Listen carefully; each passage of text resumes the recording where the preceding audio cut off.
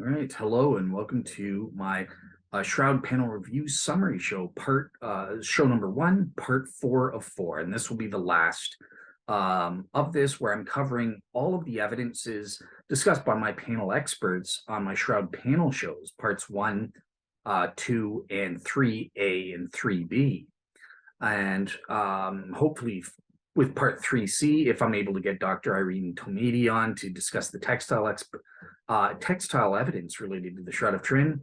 If not, well, I'm going to be your textile expert then, and I'm going to do my best to dive into it and give you my take on that in terms of my final take, regardless.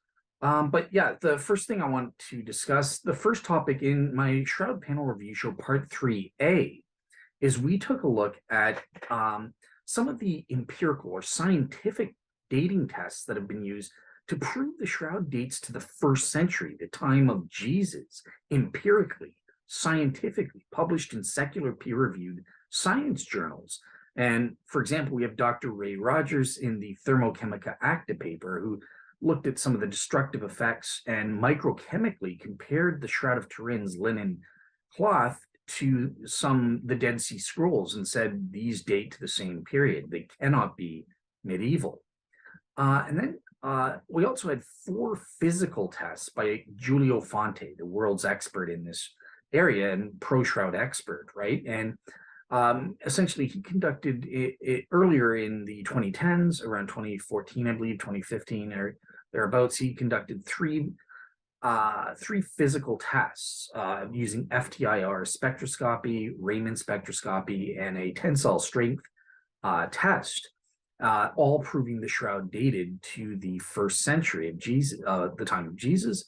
And most recently in 2020s, in 2021 and 2022, he's just published in a secular peer-reviewed journal paper, along with people like DeCaro and that sort of thing, an X-ray dating test, again, proving the Shroud is consistent with a 1st century date and it cannot be medieval. Absolutely proven fact, scientifically cannot be medieval.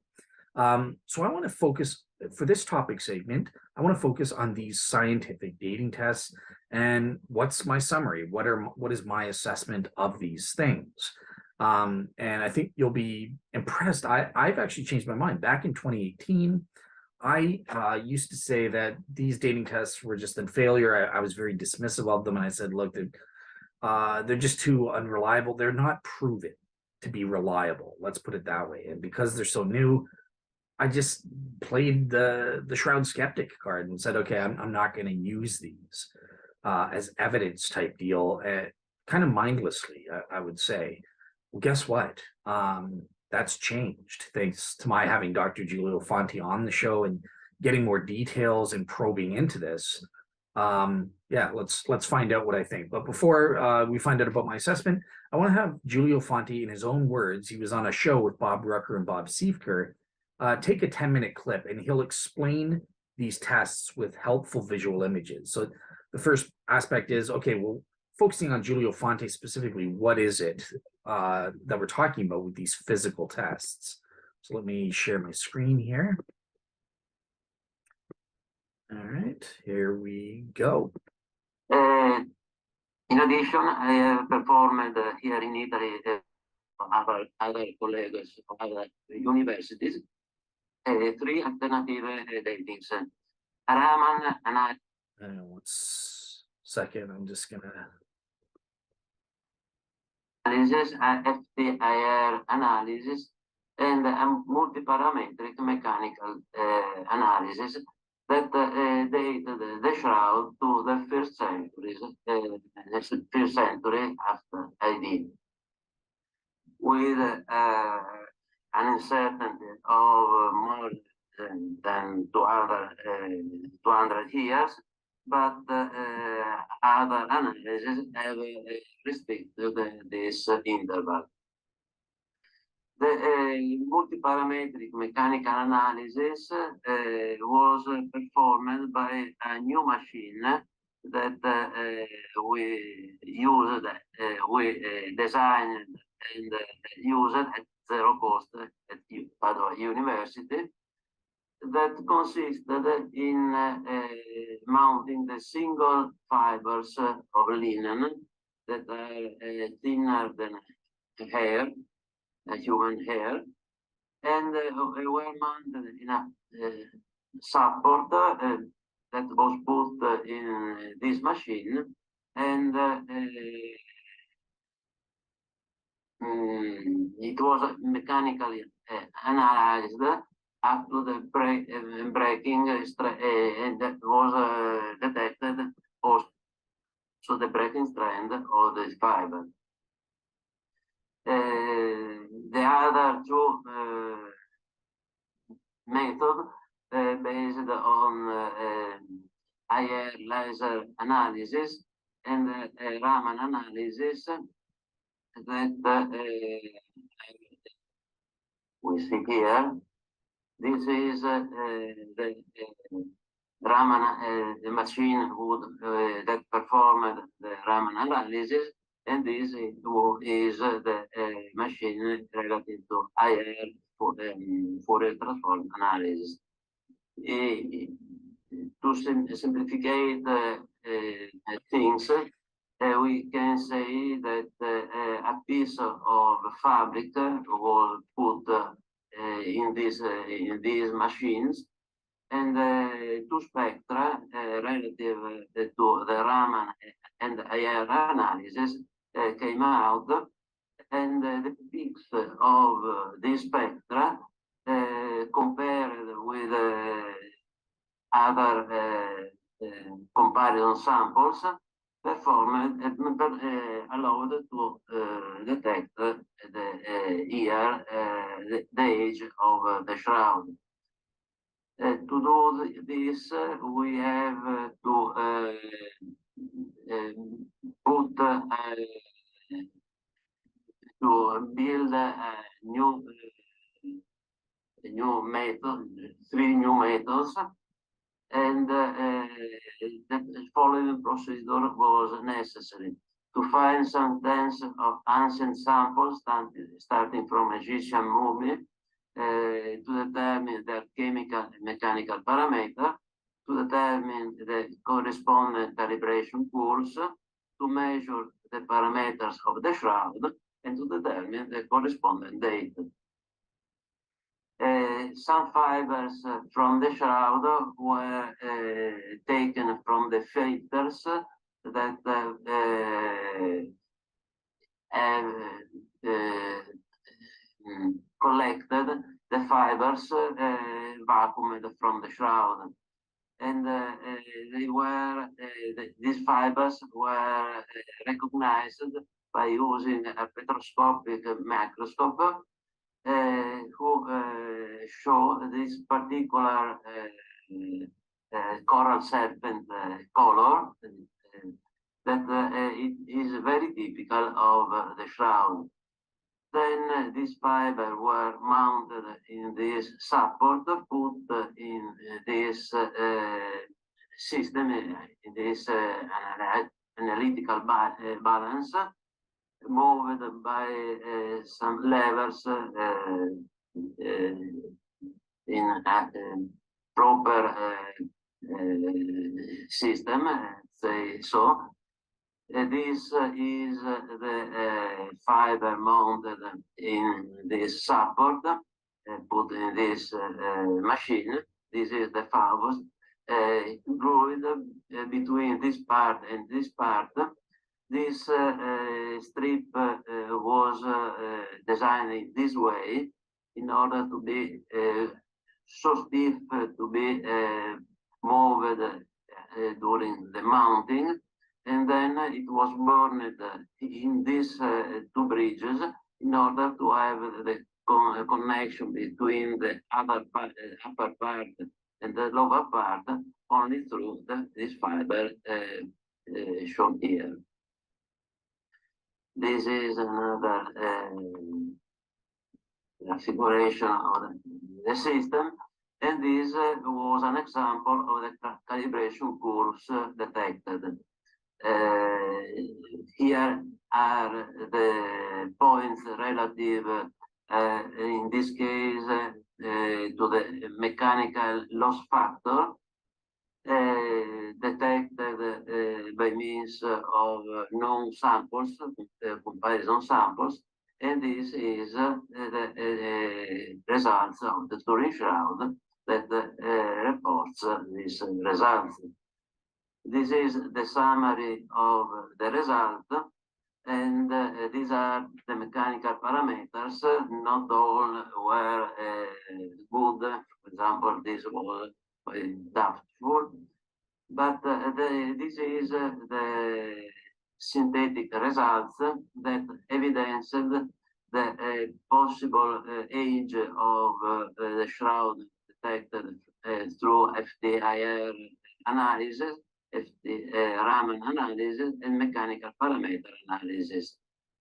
It is interesting that only the first century is compatible between among the three methods. And the numismatic analysis confirms that this result. Instead, it is not compatible, obviously, with the 1988 C14 result. Our results is 33 before Christ plus minus 250 years at 95 confidence level. I have to add that very recently a new study has been published entitled X-ray dating of a Turing shroud linen sample, published by the scientific journal Heritage. And in synthesis, the X-ray dating produced this plot relative to a piece of the shroud, single thread of the shroud, a few millimeters long, that showed that its degree of the polymerization degree of the cellulose dates the Holy Shroud to the 1st century AD. This is a new confirmation of our previous studies. So we can be quite sure that from a scientific point of view, the shroud is of the 1st century AD, because we have at least 4 scientific methods that confirms this result. Awesome. All right, cool. So that covers it there. Stop sharing for a second. And essentially you can see that Giulio Fanti has explained his 4 methods, and they all are consistent with the shroud being in the 1st century. Now they do have those wide margins of error. So starting to get into my assessment here, in terms of the first 3 physical methods that he did a cumulative case analysis on, there's a wide margin of error, right? So you can see that he got, hold on 1 second. Let me just pull that up, his results. Okay, perfect. So I'll share my screen again. As you can see, there are these wide margins of error, plus or minus 300 BC for the FTIR test, plus or minus 400 years. So that incorporates and overlaps the 1st century, but there's a 400-year gap of uncertainty. It could be anywhere in there. The second, the Raman Spectroscopy test, got 200 BC plus or minus 500 years. Again, that's a big range of margin of error, a big range of uncertainty there, but it incorporates the 1st century AD, the time of Jesus. And then the third test, the mechanical tensile strength test, 480 plus or minus 400 years. And again, that incorporates the time of Jesus in 30 AD. Now, basically, Giulio, he also mentions back in 2018, I dismissed these tests because, again, they weren't proven reliable or accepted in scholarship outside of Shroud studies. And there were these wide margins of uncertainty and that sort of thing. And look at this, Giulio did other tests that were just outside. They didn't get a first century date. 510 BC, this was a smaller margin of error, but it doesn't incorporate the first century AD. So this was a garbage test that failed and had to be thrown out. Same with this inverse cycle loss factor. They got 556 AD. And then it didn't seem to incorporate the 30 AD or the first century type deal. It looks like this is somewhere in the 3rd or 2nd century.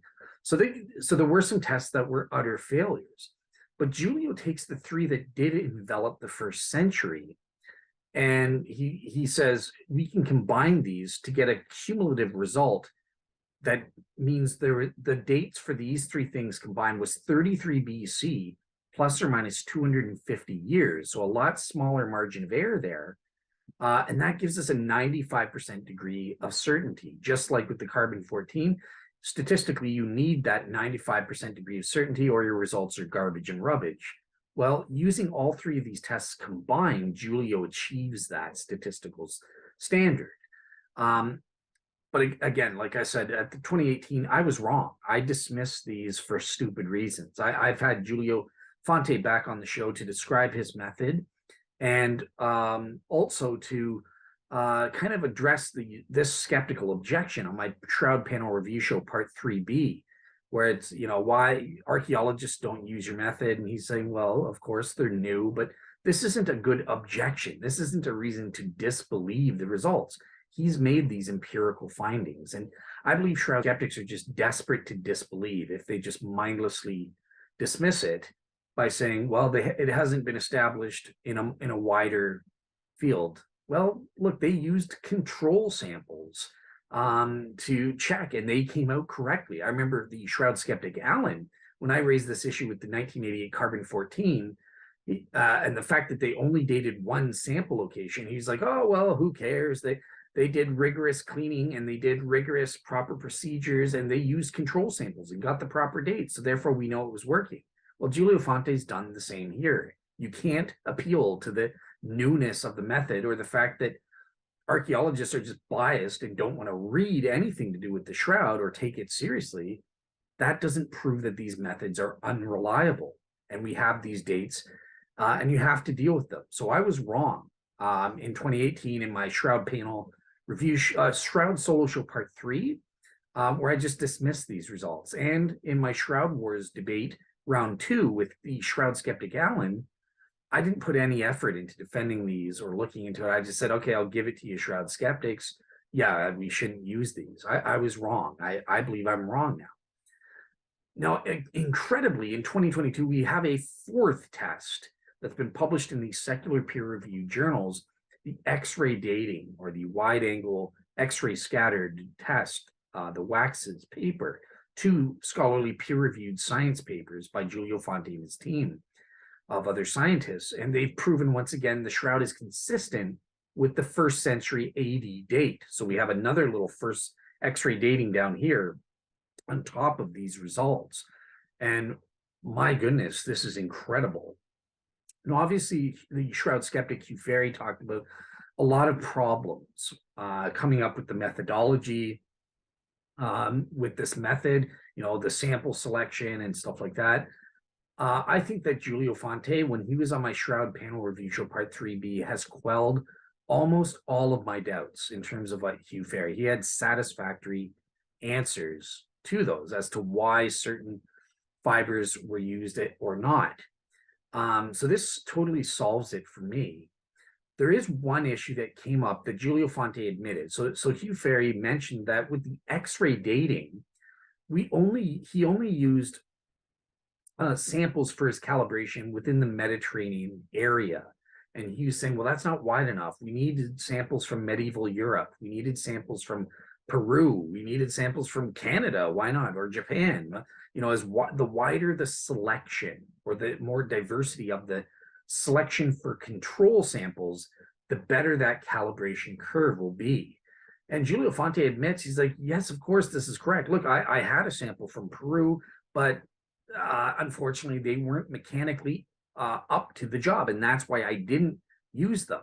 When you get into the science and do the actual operations, you realize things don't always go as according to plan. And the control sample from Peru couldn't withstand the test, so it couldn't be tested due to mechanical reasons. And I think Giulio is absolutely correct on this. And Giulio responds to this and he says, look, that's why we've assigned such a wide level of uncertainty. We've taken the lack of diversity in the control samples into account.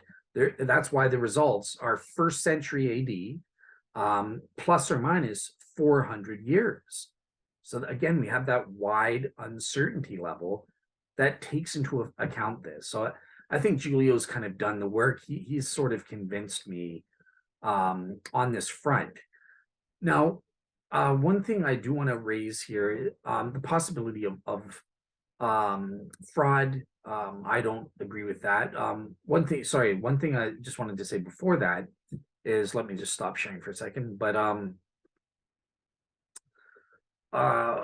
so with the combination of all 4 of these physical tests, all overlapping, the common denominator being the 1st century AD, the time of Jesus, that's incredible. And if you want to raise the Shroud skeptical objection of stupidity and say, well, these tests haven't been reliably proven to be reliable and there's wide margins of uncertainty, we just can't trust these dates, throw them in the garbage. I think that's quite foolish because it's ignoring the cumulative effect. What are the odds? If all these methods are just garbage, why did all 4 just through random chance or coincidence happen to overlap on the 1st century AD? Now, we would get one from 700 AD plus or minus 500 years, having nothing to do with the 1st century. They wouldn't have this overlap issue. And that's the thing that I think is the strongest. The fact that not just one, like with the carbon dating going to the medieval period, but a total of 4 physical tests all converge on the 1st century, making it impossible in terms of its wide uncertainty things. It's impossible for it to be medieval. That's ruled out for all these methods, even granted the large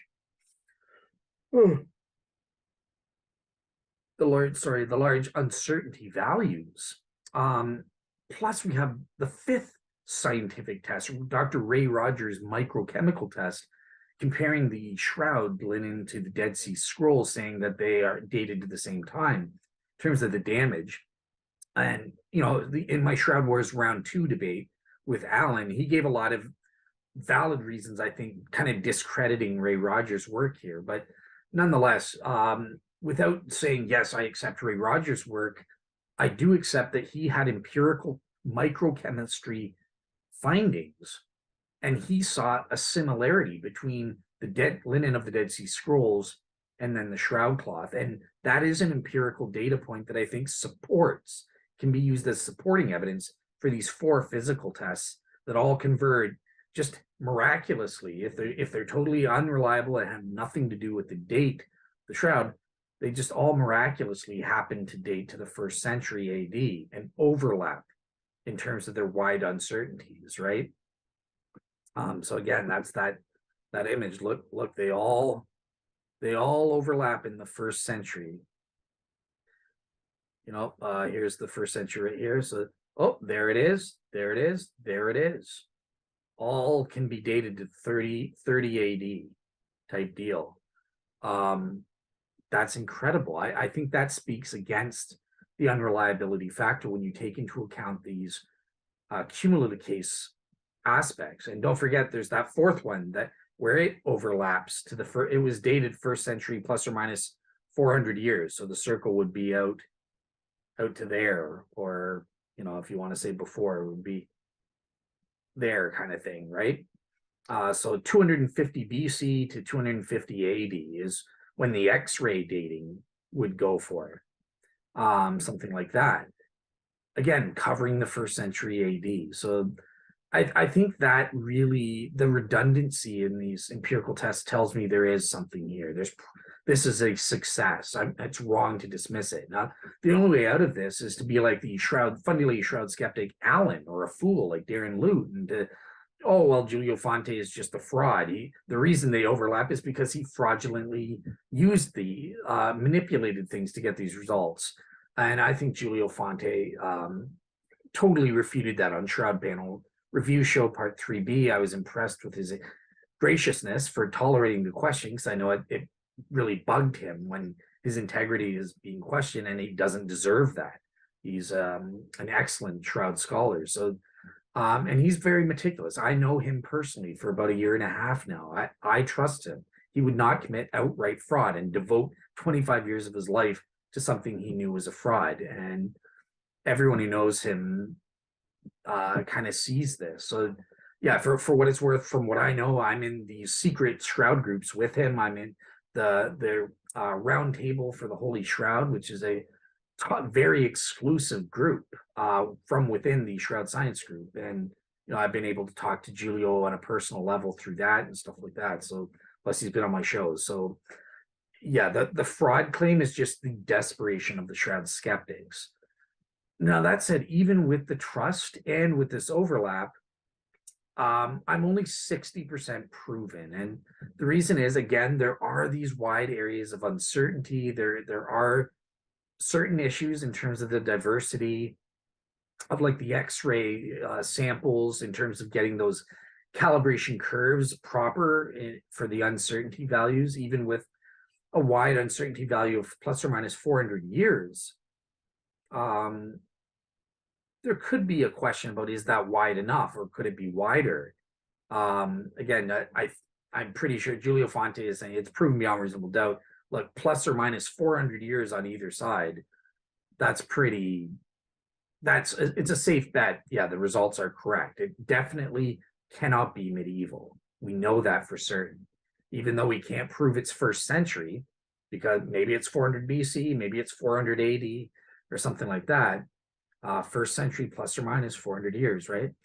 The other source of doubt is, okay, but look at the selection bias. There were other tests that Giulio, again, being honest, admits these things right out, that just don't fall within the range of the first century. What happened there? We can't just ignore that empirical data because they don't fit. So that does cause some doubt. But again, nonetheless, empirical findings from these four tests confirm the first century. And I'm at least 60% proven, I would say, that that proves the Shroud of Turin dates to the first century, or minimally. Remember, premise 2 in the Shroud skeptics argument is the Shroud is probably medieval. We don't have to prove the Shroud dates to the first century to disprove that premise.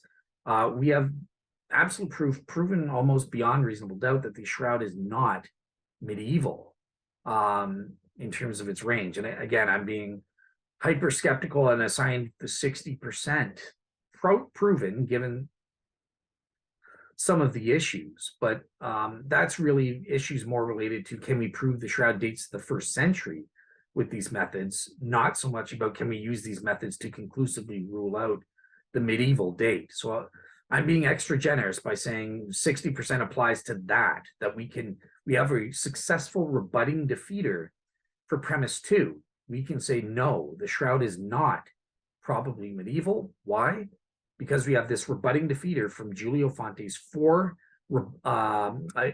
physical tests as a cumulative effect, all converging on the first century, despite the wide margins of error, plus the supporting evidence.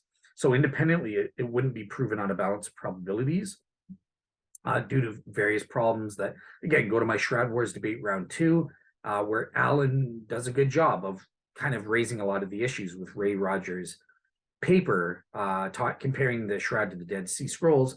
But nonetheless, he was a world's expert microchemist and studied these things, and he saw similarities.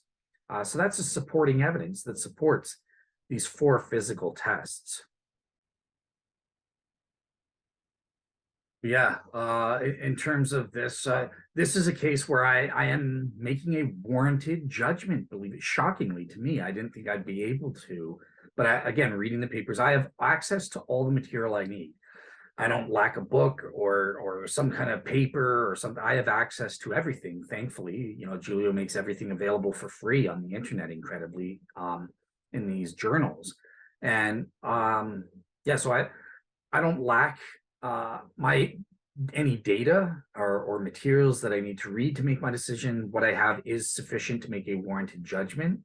Obviously, again, part of why I'm 60% as well, in terms of my degree of warrant, I am severely limited in making evaluations of the mathematical variety. And this is science. So there are equations or calculations that, I'll just be honest, I don't understand at all. And in fact, even the nuclear engineer and scientist, world's expert pro shroud guy, Bob Rucker himself, read the papers as a scientist, and he didn't understand. If he doesn't understand it totally, I wouldn't understand the maths part totally.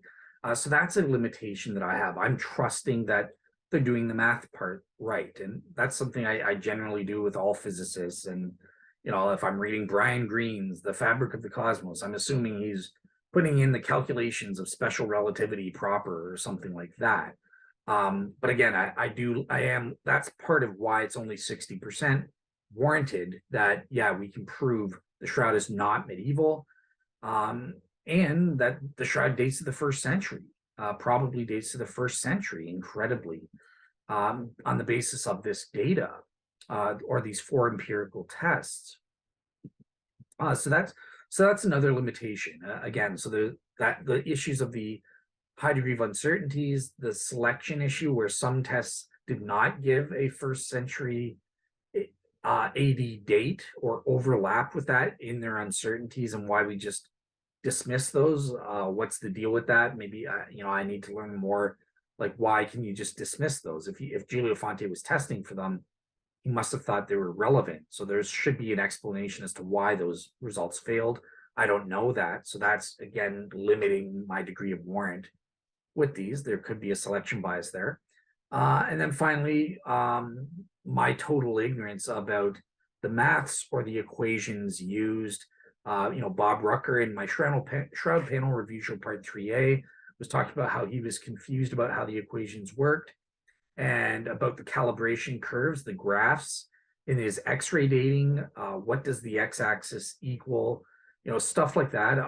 I'll just admit, I don't know. I don't have a clue, and even I never will, probably. But on that front, I have taken steps to do my best to deal with that. I've invited the scientist De Caro, who's the co-author with Giulio Fanti. He covered the math and the equations and the graphs onto my show. So far, I haven't heard from him, but if he ever gets back to me, we'll bring him on and we'll do a show specifically about the math-related aspects of that paper. And for people in the audience who understand that, great. Bob Rucker will hopefully understand that and give me the signs up. Was he talking true or not? But yeah, so far I haven't heard anything from him. So I don't know if he'll ever get back to me or provide me the answers about the mathematical questions that I had. But that's fine. I do the best I can as a real seeker, given the resources God has given me. And in my second round of investigation, I believe I'm warranted on saying at least 60% proven that these empirical physical dating tests by Giulio Fanti, the FTIR, the Raman Spectroscopy, the tensile strength, and the new X-ray dating combined prove the shroud is probably not medieval, and in fact go back to the 1st century or overlap with the 1st century type deal. So or thereabouts, the surrounding early antiquity at the very least.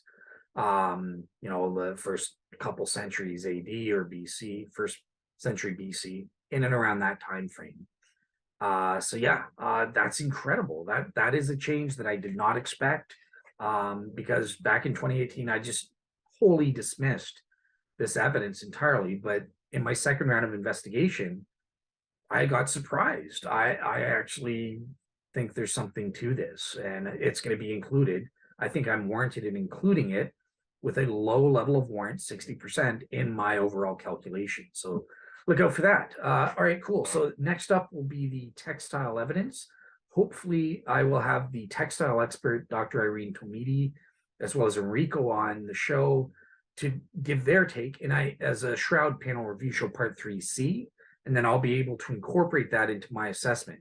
If not, who cares? I'm going to do the best I can with what God's given me, and I'm going to give you my take on the textile evidence and my final assessment. So, all right, cool. That's it on this. Next up, textile evidence. Hello, and welcome back to Real Seekers. I'm your host, Dale, the Real Seeker. And today I have a special treat for you guys. I'm going to be finishing off my Shroud Panel Review Show Summary, part 1. So this is going to be part 4 of 4 for that first part, where I was reviewing as a solo show, kind of going over all of my Shroud Panel Review shows, parts 1 to 3 so far, and assessing all of the evidences as a second round of investigation for the historicity of the Shroud. I was assigning my own subjective probabilities to these numbers and saying where I stand.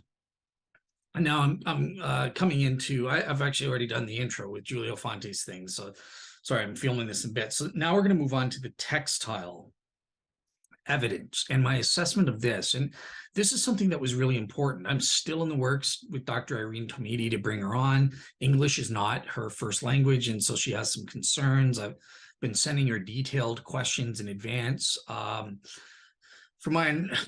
the way things look, it's probably not going to happen, but I'm in works with Enrico to see if I can still bring her on to address these textile issues, because we need a pro shroud expert who's actually examined the shroud cloth in person.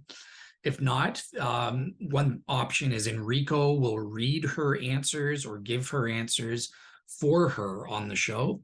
But at this point, I've been waiting a couple months kind of thing. So I'm just going to assume that's not going to happen, as a worst case scenario. And so I'm going ahead with my own assessment of the textile evidence, because I think that's the weakest thing that we did in the panel reviews so far.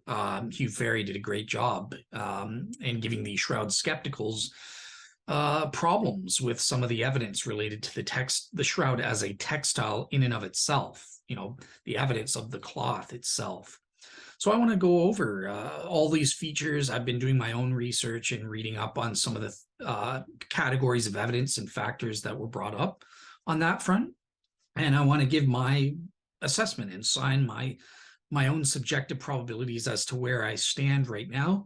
Obviously, I'm doing this without the benefit of having heard the pro shroud textile expert, Dr. Irene Tomiti, and that could happen in the next couple of weeks or not. So yeah, obviously I'll be factoring in her stuff, and that could change certain things if that happens. But for right now, I'm assuming that's not going to happen.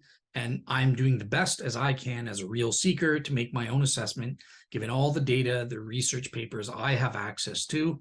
And, that's what a real seeker does. They do the best of it to their ability to make their judgment. So that's what I'm going to be doing here. So, all right, so let's start in here. Let me just share my screen. And I'll click the share sound button.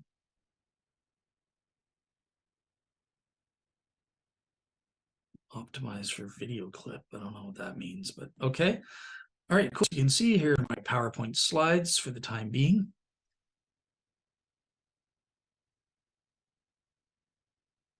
The thumbnails. All right, hang on. I'm going to have to share my screen in separate bouts here because I don't know. Okay, cool. So here are my slideshows. So part 4 my shroud panel summary. This is going to be on the textile evidence itself. And okay, come on now. What's going on here? From current slide, here we go. So you can see the full screen. Get me out of the way. All right. So the first aspect or category of evidence potentially related to the dating of the shroud as a textile is with respect to the size or the dimensions of the shroud. And as you know, on Shroud Panel Review Show Part 3A, I mentioned the fact that in my Shroud Solo Show Part 3, I talked about the size of the Shroud of Turin being 8 by 2 cubits. And this matches the biblical standard of measurement. Therefore, it's more probable that it's in the first century, ancient times, when ancient Jews were using biblical cubits to measure things, rather than in the medieval period when they were using the rabbinic ells and stuff like that. And Hugh Ferry had his responses. So just going over quickly the measurements. Textile experts have proven, these are the measurements of Dr. Methchild-Fleury-Limburg, who actually saw the shroud and measured it with her own eyeballs in 2002. So she is an authority on this, a primary witness. And she measures it to be about 439.5 or 442 by 110 by 112.3 centimeters. Now we have to note these measurements are average dimensions because we don't know exactly how big the shroud was originally, because obviously through the centuries, through elasticity of the linen, it's been rolled up, it's been stretched out, stretched and contorted in all sorts of ways throughout the centuries. And this causes the cloth to be not to distort the dimensions of the Shroud of Turin, right, over the centuries. So we don't know it precisely, but these are just average dimensions as to approximately how big it was when it was originally made. You know, and obviously there were certain tractions it underwent, including the removal of the Holland cloth in 2002. This also distorted the length of the dimensions of the shroud. It's important to note that the Shroud of Turin doesn't contain edges, hems, or selvages on the short ends. So there are no woven borders that will help us determine the size. And this characteristic indicates that the shroud was never actually finished, according to Dr. Methchild-Fleury-Limburg. It was never meant to have the dimensions that we know of today. And moreover, it was cut from a bolt. So it's interesting. The shroud that as we have it today, wasn't the intended original size. And we heard that my Shroud Panel Review show, Part 3A, where both Bob and Hugh Ferry were saying, well, it was originally much wider and that sort of thing, and then it was cut down. It was cut too short, so they had to re-sew on that strip that I'll get to in a little bit. This is pretty much proven true. And it's confirmed in the various textile experts I've read, they do talk about sometimes in the ancient 1st century and beyond, they would cut cloths 3 times as large and then cut it down to the dimensions they needed. So I do think it's true, yes, this cloth was originally much wider, and then the Shroud of Turin as we have it today was cut in as a third. And we know this historically that they would do this. So it fits the Shroud of Turin perfectly. And then they went, whoops, we cut it a little bit too short. So then they had to re-sew on that side strip that I'll get to in a little bit. Now, textile historian and expert has been quoted as saying, this is Ada Grossi, who has a great paper. Again, it's for free on my blog, so go check that out. And she says, quote unquote, the shroud's general measurements are perfectly consistent with ancient techniques. Many specimens of linen textiles of similar dimensions are very well known. And she gives a bunch of list in her paper on page 4. And again, that's for free on my blog. So go there and read it with your own eyeballs. There's only one paper by Ada Grossi. So, you know, just control F, search for Ada Grossi, go to page 4. You'll see the several examples she gives. So now it's important to note that these are in general. It's saying it's consistent with cloths, particularly in Egypt. They made long cloths like this and stuff like that. So yeah, the cloths of this size, there's nothing inconsistent about that being from the 1st century. Now, on the other end, well, does that rule out a medieval date then? Is it inconsistent with a medieval date based on the measurements? And again, the answer would be no there. Hugh Ferry has mentioned, well, there have been altar cloth. He thinks the shroud is an altar cloth.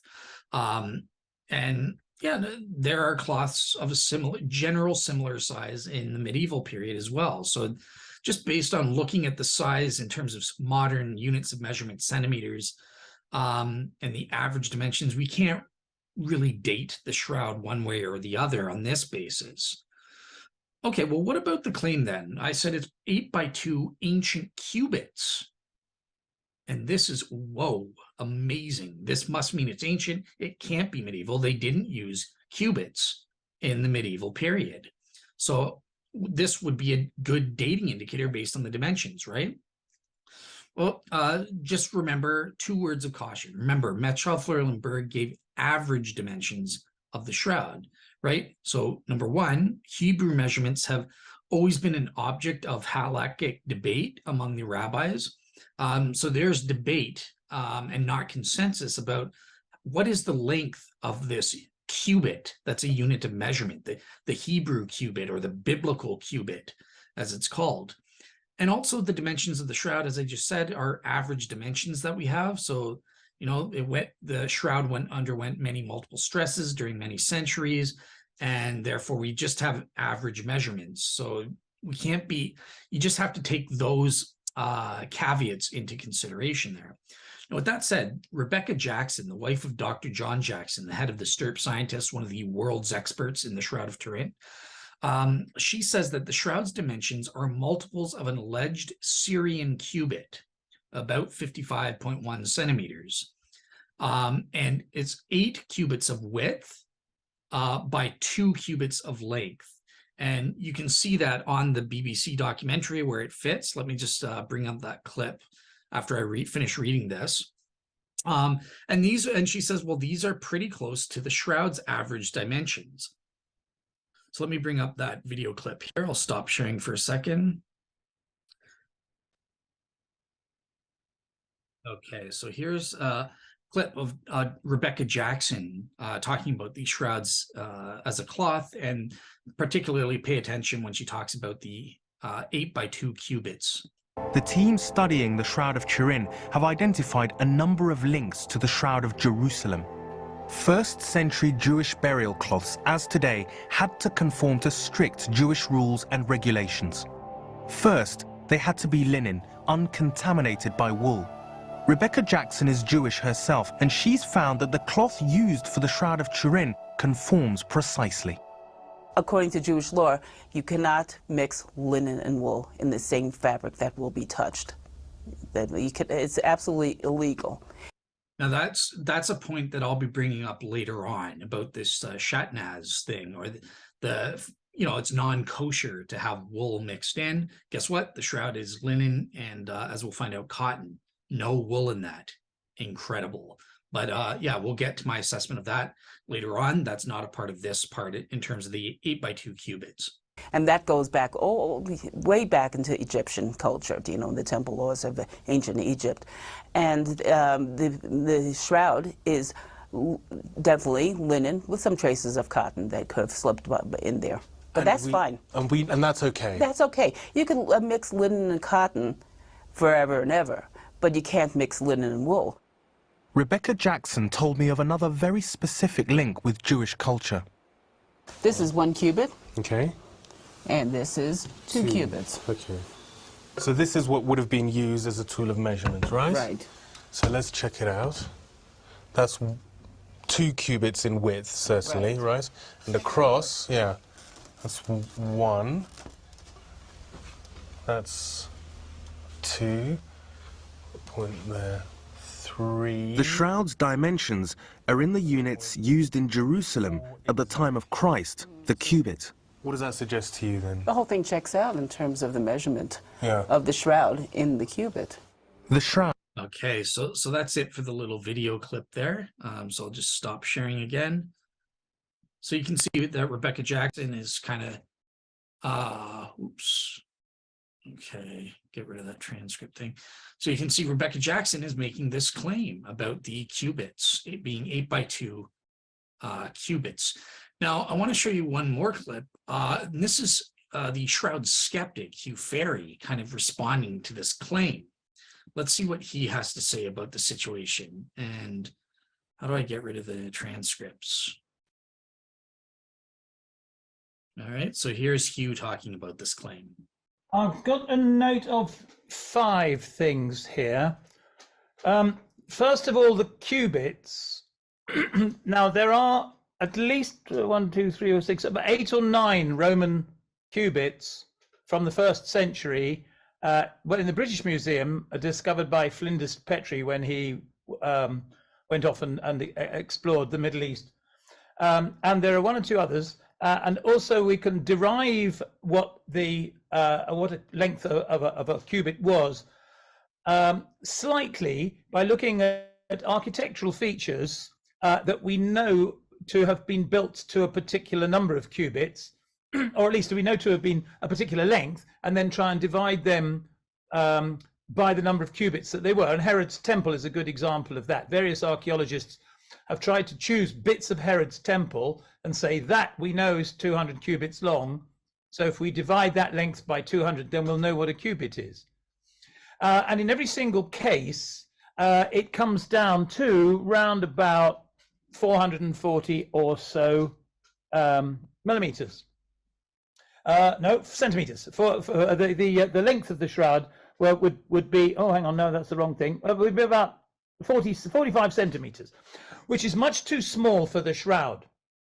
Now, it was in some desperation, I think it must have been out of desperation, that the chap who was convinced it was something to do with cubits finally found a statue in the British Museum from an Assyrian empire which had become extinct 500 years previously and was anyway 500 miles away, and discovered that that cubit could have been just about, two of them would have made the width of the shroud. And as we all know, the shroud is roughly 4 times as long as it is wide, and so obviously if the width was 2 cubits, then it would be not too stupid to say that the length was 8 cubits. But of course, what people forget, and which Bob has clearly remembered, whoops, is that we've got this side strip here. Whenever the shroud was made, and whatever cubit it was made to, it was originally wider. It's definitely not 4 times. It wasn't made 4 times as long as it was wide. So I think the whole cubit thing is a terrible red herring and should be discarded. There were plenty during the Middle Ages. They used ells, which were about twice as long as a cubit, and sure enough, the shroud is about an L wide, and there were dozens of different measurements of L as well. So we can't specifically say it was made to this or that dimension. And to announce, as so many people do, that the shroud is exactly 8 cubits long and 2 cubits wide is just absurd. It has no historical verification at all.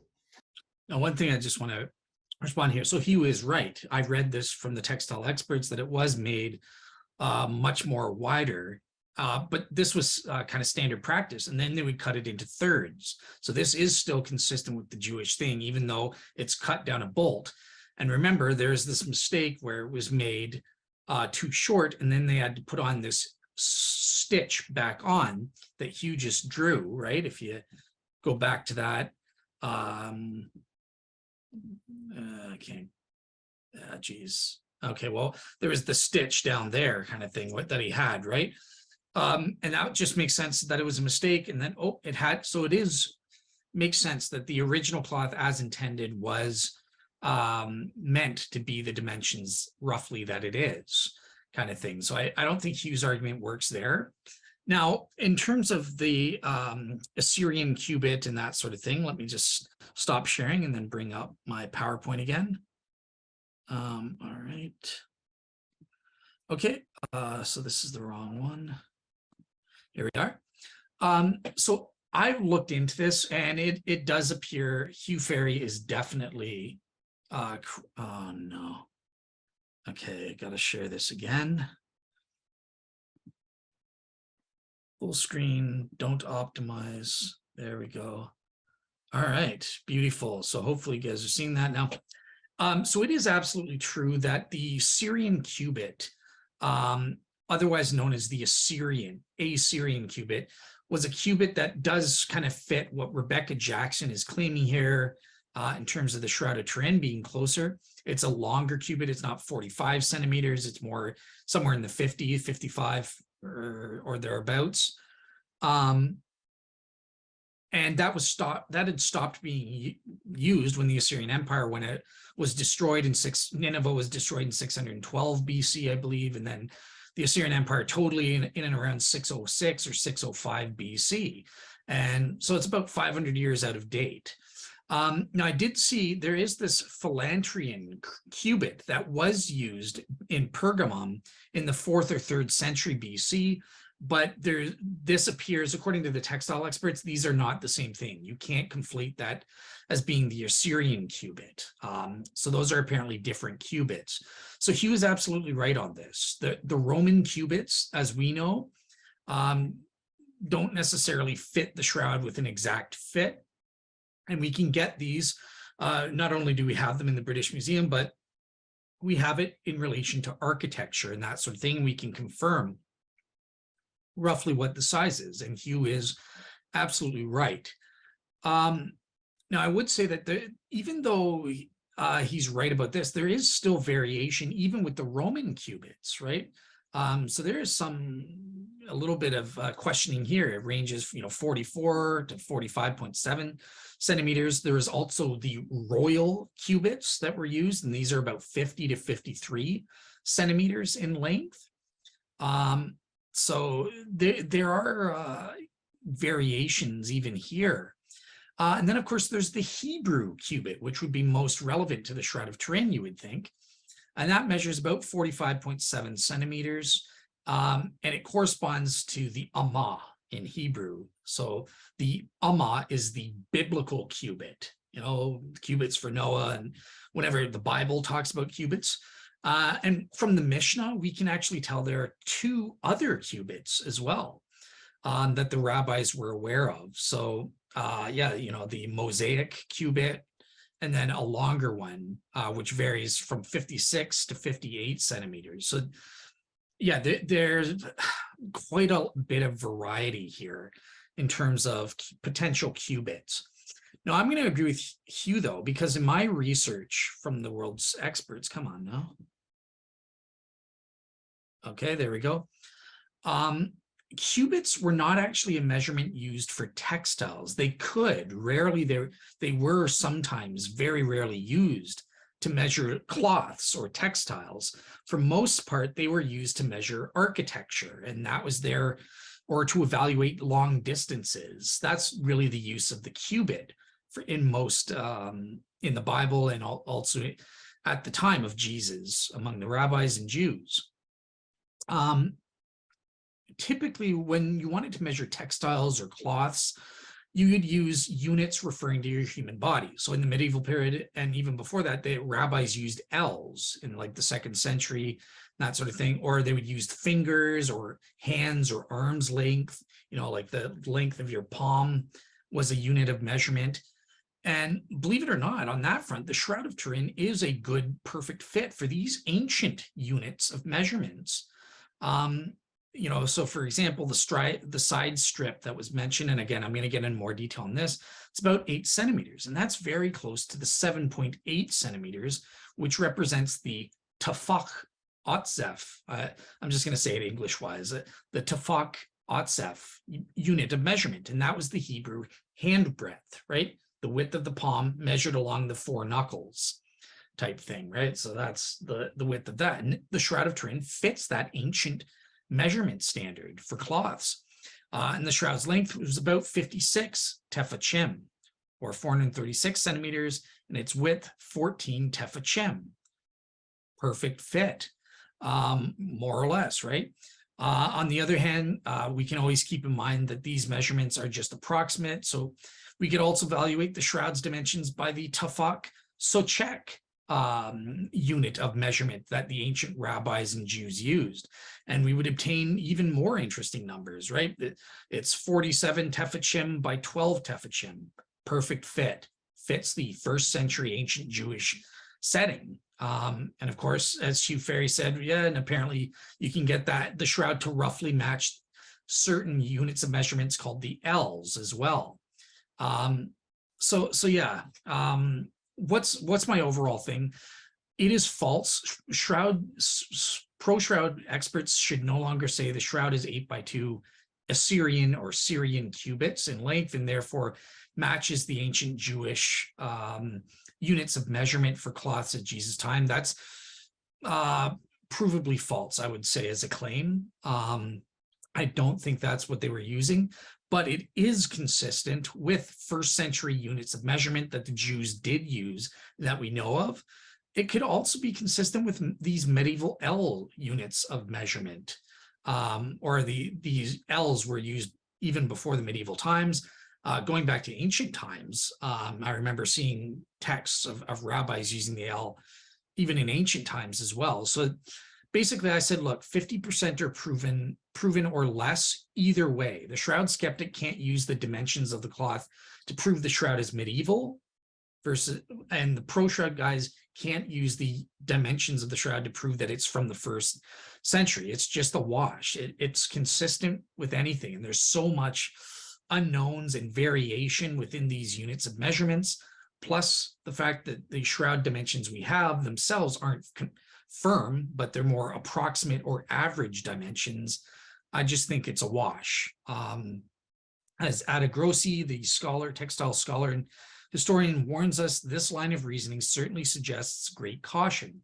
Playing with numbers, any result can be achieved. And I after looking into this in detail, I agree with that. So yeah, pro shroud guys don't use this as proof. Shroud skeptics, you can't use the dimensions of shroud that of the shroud to prove that the shroud is medieval and not ancient either. It's forget the size, doesn't matter. All right. Okay, so now we're going to get into the strip as well as the unique stitching of this side strip to the cloth. Remember, in my Shroud Panel Review Show Part 3A, Bob Rucker used this as well, copying Dr. Methchild Fleury-Limburg, that world's expert textile historian and expert who studied the shroud in 2002 in person. And he's basically using her argument here. So let me just get into that. Hold on one second. All right, so here is Bob Rucker talking about his argument from this unique stitch on the Shroud of Turin. And this apparently, according to him, dates the shroud before 100 AD, around 73 AD or earlier, the time of Jesus. Let's hear him give this argument in my Shroud Panel Review Show Part 3A. Which they did. And so the stitch there is actually a unique stitch. It's not identical to anything else, but it's most similar to a stitch that was found on a piece of cloth in Masada. So that therefore the best date for that stitch would be prior to 100 AD. And then, of course, if you believe that this really is Jesus, and I've had people look at it for just 2 or 3 seconds, you know. All right, so that's the claim there from Bob Rucker. Let me just stop sharing. And perfect, I'll reshare my PowerPoint now. All right. All right, cool. And from current slide. So first of all, what are we talking about? So with this side strip on the shroud, basically along one of the long sides of the Shroud of Turin, the anatomical left side of the ventral image there runs an 8-centimeter long side strip. And the width actually varies between 7.8 to 8.4 centimeters, stitched to the adjacent main shroud with great accuracy by a flaxen sewing thread of about 0.45 centimeters wide. And according to the textile expert Methchild Fleury-Limburg, who studied this in person and was the supervisor of that 2002 restoration project, she says the free edge of the cloth has a selvage, whereas the other is cut. And identical characteristics are observed on the side strip as well. So one side carries a selvage, the other one is cut. And the cut edges are joined by a seam parallel to these selvages. And what's interesting here is that back in the 1970s, Gilbert Reyes, one of the world's experts and pro-shroud scientists at that time, he concluded that the side strip fabric was the same as the textile of the shroud itself. So it's not like it's a later strip that was sewn on afterwards, centuries afterwards, or 50 years afterwards. No, this was sewn on from the same cloth itself by the manufacturer. And I agree with this. The person who made the Shroud of Turin re-sewed on this side strip. So that's a little bit different. I was contradicted. I used to think that, okay, the shroud was cut and then they tore off this cloth and bound Jesus. This was one of the multiple cloths mentioned in John chapter 20, verse 6. But it appears not. Bob Rucker and all the pro-shroud guys disagree with this, and so do the textile experts, having now looked into it about the side strip. I agree. It's too much of a perfect fit because there would have been distortions if it wrapped around Jesus' body, and it wouldn't have been able to sew on as a perfect fit and match the banding that we have in our scientifically, light transmission photographs and stuff like that. But because it's such a perfect fit, it looks like the manufacturer must have taken it off and then re-sewn it back on instantly. In order to have the dimensions fit and the evidence that we have. That's the what I think is true, and that's what most shroud experts on both sides agree with. So it looks like, oh, they made a mistake, cut it too short. Let's just re-sew on this little side strip to make it the proper width and that sort of thing, or length and width size.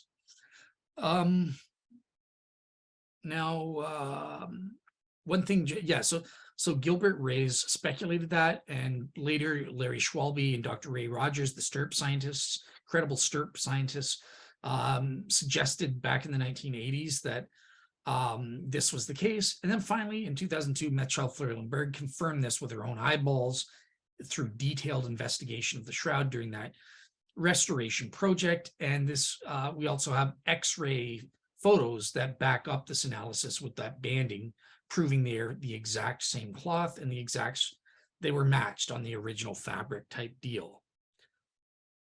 Okay, so what else did I want to hang on, stop sharing for a second. So yeah, I wanted to show you Hugh Ferry's pictures of this, so let me share my screen. Okay, and we'll escape from here. And okay, escape from there. So here's Hugh Ferry's blog, The Side Strip, and looked like all the Pro Shroud guys were agreeing with this, but here's how the side strip has been sewn. This is the unique stitch that we're talking about that Bob Rucker thinks can date the shroud to the 1st century. And it is totally unique. There's nothing else like it anywhere in textile history. So that's weird, right? Here's how Hugh's thinking it was done. It could have been used to hold a pole, according to Pro Shroud STIRP scientist, Dr. Al Adler. That's one suggestion as to the purpose of this, whereas Bob's just saying, no, it was a mistake and they had to correct the width. But here's this unique stitch that's totally unique in shroud history or textile history. And in terms of, well, how do we get a 1st century date? Why not? Why can't it just be a unique medieval date, right? I mean, and here's the details from Hugh's blog as to the stitching there. So it gives you all the helpful visuals.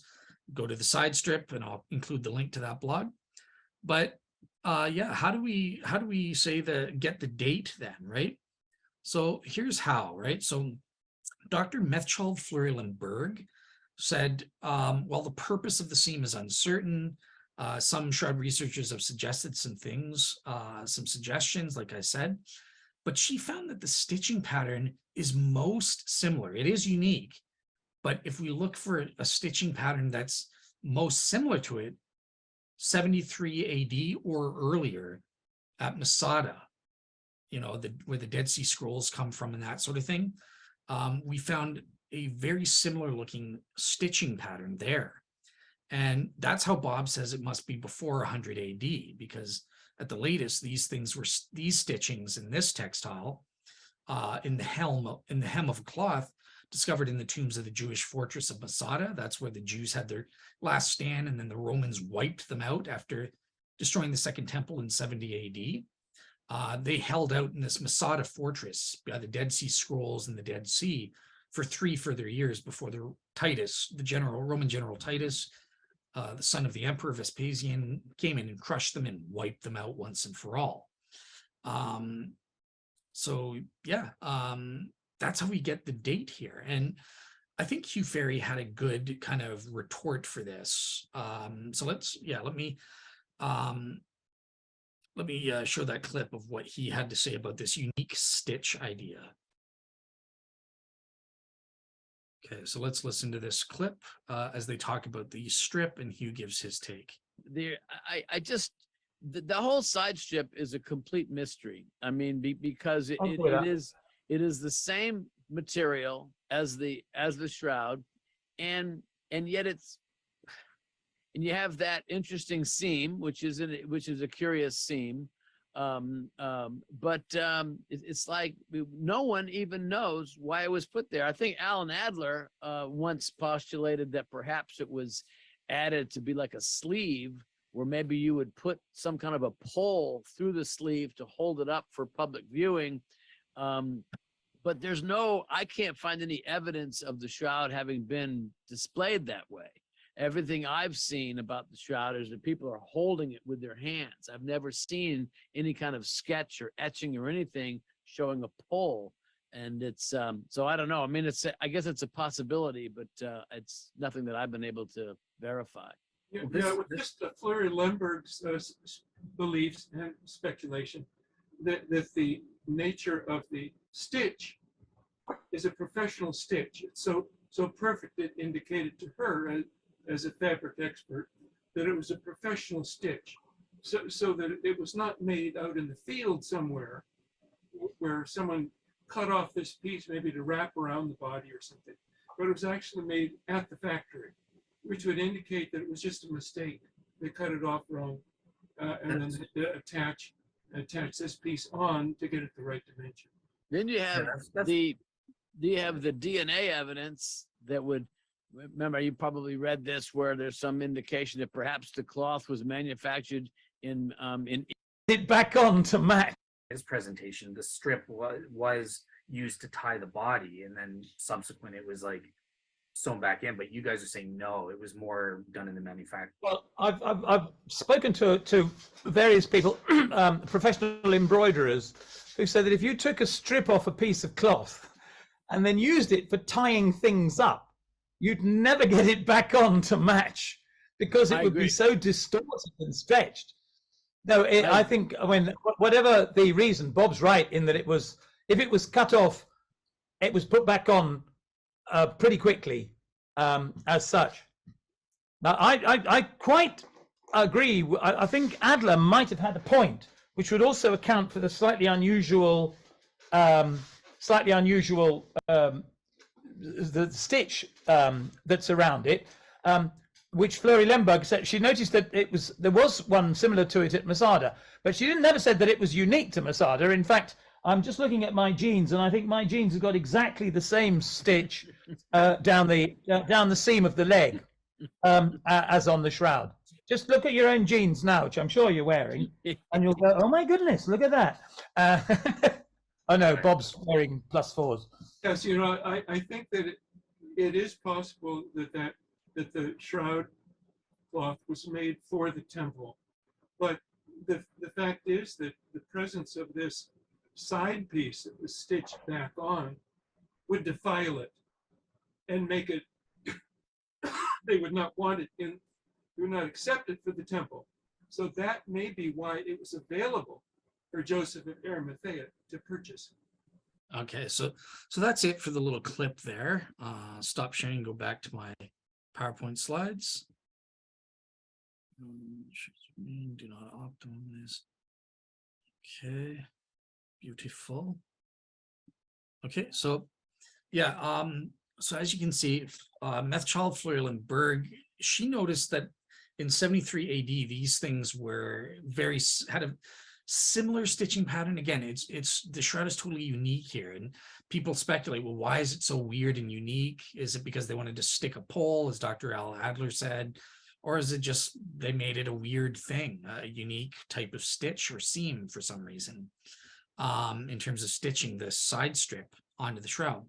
But even Methchild Fleury Lemberg in the same article admits that no, there could be similar stitching. Again, not exactly the same, because this thing's weird, but similar in other periods of history. And you heard Hugh Ferry making the humorous example of his blue jeans. Well, there's a similar stitch on my own blue jeans on the side, the side of your blue jeans and stuff like that, right? So yeah, I think, and everyone agreed, Russ Brault and Bob Rucker and stuff like that. So even Mark Antonacci and Fleury Lemberg themselves say, quote unquote, I am not stating this is the only time that such a hem is found in history.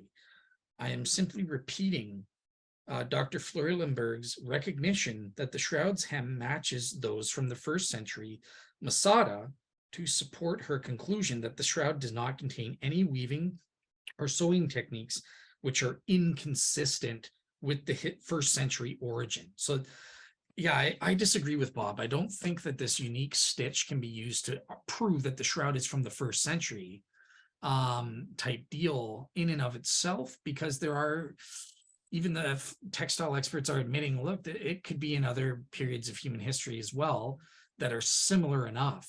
And so Bob's argument all depends on saying, yeah, but it's most similar to this. It's still different, but it's most similar to this seam found in the Masada textile, the hem of that cloth from 73 AD or earlier in this Jewish fortress. And on that, he's making an inductive argument. Well, probably if it's most similar, then probably the shroud dates closer to that time when they were making that rather than another medieval time or something like that. But I assigned here because, again, I don't have enough knowledge as to what other seams look like and to what degree are these seams similar enough.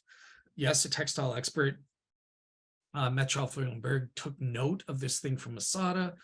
But again, I couldn't get access to her paper or on the linen, called the linen shroud, a study of the linen shroud or something like that. And because of that, I just lack the details to make a warranted judgment. And to my mind, given what I know, given the fact that there are other similar stitches from other periods of history that even Fleury-Limburg would admit to, I don't, and there's an open question for me, well, are there quote unquote similar stitching patterns in the medieval period, or is there nothing like it in the medieval period? It's only from, 173 AD to like 400 AD or in the Dark Ages. I just lack all these details, but based on what I know, I'm going to say 50% proven or less for this. Yes, I guess I get that Bob Rucker is making an inductive argument and saying, yeah, but it's most like this cloth, single cloth we found stitching from 73 AD Masada.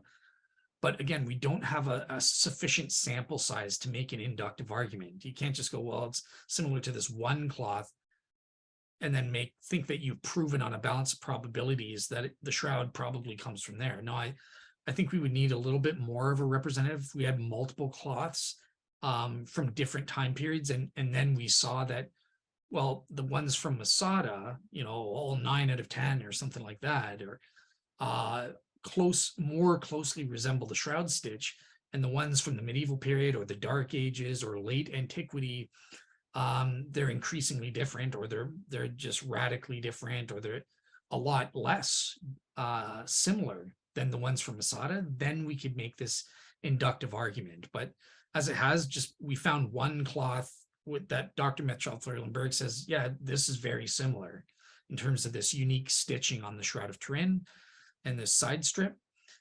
So because of that, we have an insufficient sample size to make an inductive argument, and I assigned 50% proven or less for this argument. I don't think we can prove the shroud dates from the 1st century on the basis of this side strip and the unique stitching used to put it on the Shroud of Turin. Okay, so let's move on to the third category of evidence here. Okay, so the next category of evidence, again from Bob Rucker, is the issue of the spinning wheel. And he says, well, look, we can tell that the Shroud of Turin is hand spun and not spun using yarn from the spinning wheel. And since we know that the spinning wheel didn't arrive until to Europe until much later in the medieval period, and even into Israel in the Mediterranean area, about 1200 AD is when they got the invention of the spinning wheel coming from the East, China, and along the Silk Road and stuff like that.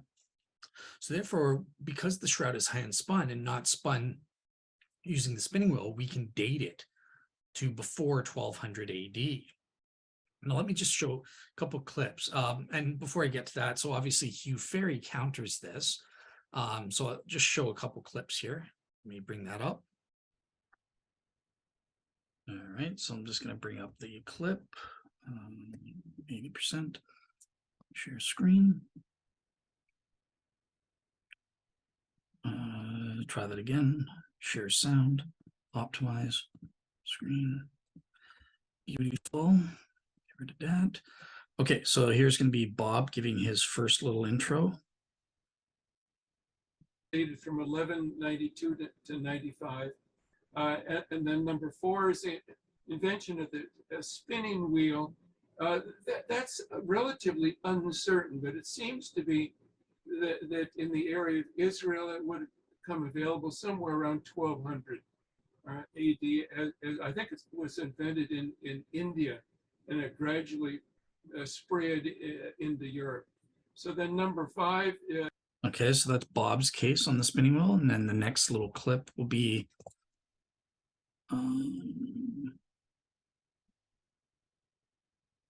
okay, Hugh Ferry responding to it. Okay. Just absurd.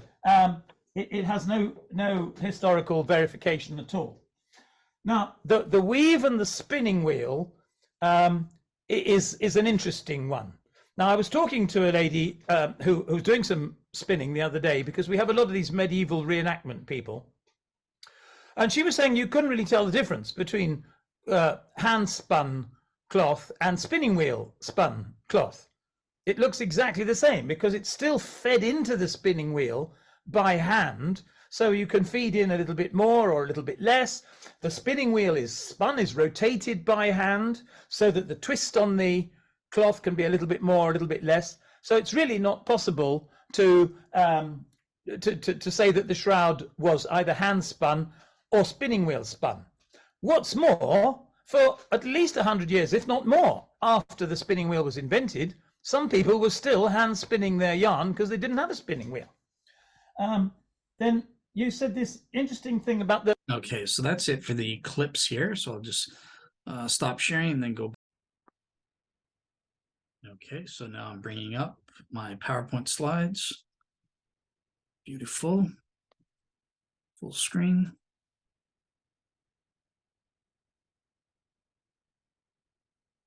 All right, so put me out of the way. And okay, great. So as you can see, so Bob's point here is that we can tell the difference between textiles that were hand spun through a loom versus through the spinning wheel. And we know that the spinning wheel didn't arrive into Israel until 1200 AD from India along the Silk Road. And then obviously after that, it got into Europe over time through the ages. And therefore, since we know the shroud was hand spun, that puts a date. It must be before 1200 AD or earlier, because if it was after that date, they would have used the spinning wheel. And the reason Bob's saying it's 1200 AD, why Israel? I mean, we're talking about a European thing, right? In France, wasn't it made in France, according to the Shroud skeptics? Well, we can tell that the textile was proven to have been made in Israel or the Middle East because there's cotton in it, and cotton was not ever made in Europe ever throughout history. They just didn't have the ability to make it up there. So it was in the Middle East, in and around Jerusalem, because there's cotton and linen, there's no wool. This is how it links to the Jews in Israel specifically. And so that's why Bob selects this date, must be before 1200 AD, when the Jews living the people living in around Israel. Again, the shroud is kosher. We're going to learn more about that. So it must have been made for the Jews in and around the Middle East, in the land of Israel, probably. They didn't have the spinning wheel till 1200, so the shroud as hand spun must date before then. That's how Bob Rucker's argument goes. Now, the Shroud skeptic, Hugh Ferry, says, well, guess what? You can't really tell the difference between hand spun cloth and cloth produced through a spinning wheel, or yarn produced through a spinning wheel and that sort of thing.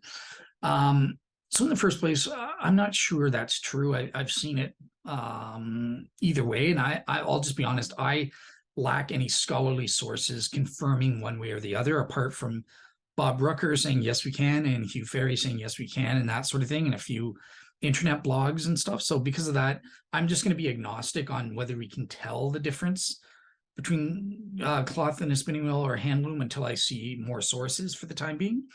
But it definitely does come from Israel and was made for Jews. We know that to be consistent with the kosher laws. That's been proven because of the cotton and no wool.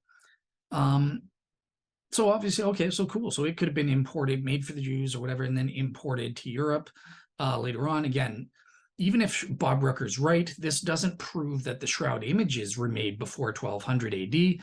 Maybe the textile was made in the 800s AD or something, and then in one way or another, historically, it was imported to France, Europe, where the medieval artist in the 1350s painted the images on or made the images in some artistic way, right? So the shroud skeptic, you're not totally blown out of the water just because the textile itself dates to the 800s AD or before 1200 AD is what this argument proves, right?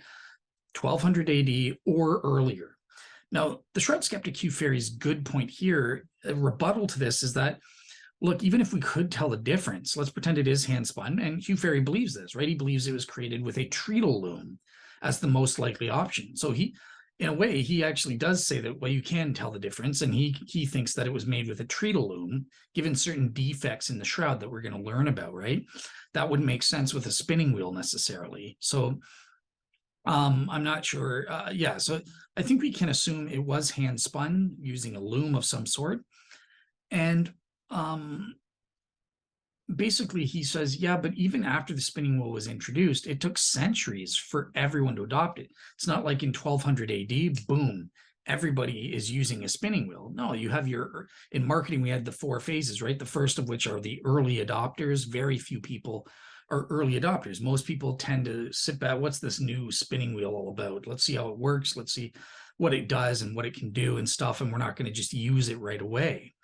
So it could, up to 150 years after the fact, in the 1350s, some people would still be hand spinning their looms, their textiles, instead of using a spinning wheel, especially poor peasants. I mean, look, it was expensive technology. They would have lacked the know-how, how to use it. It would violate their tradition. Oh, generations, my grandma made it this way. That's good enough for her. It's good enough for me, right? That type of mentality that people just generally have.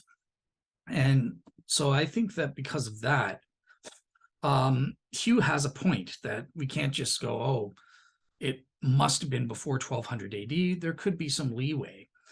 Now, what's my final assessment on this argument? I actually think it's more probable than not that Bob Rucker has 60% proven.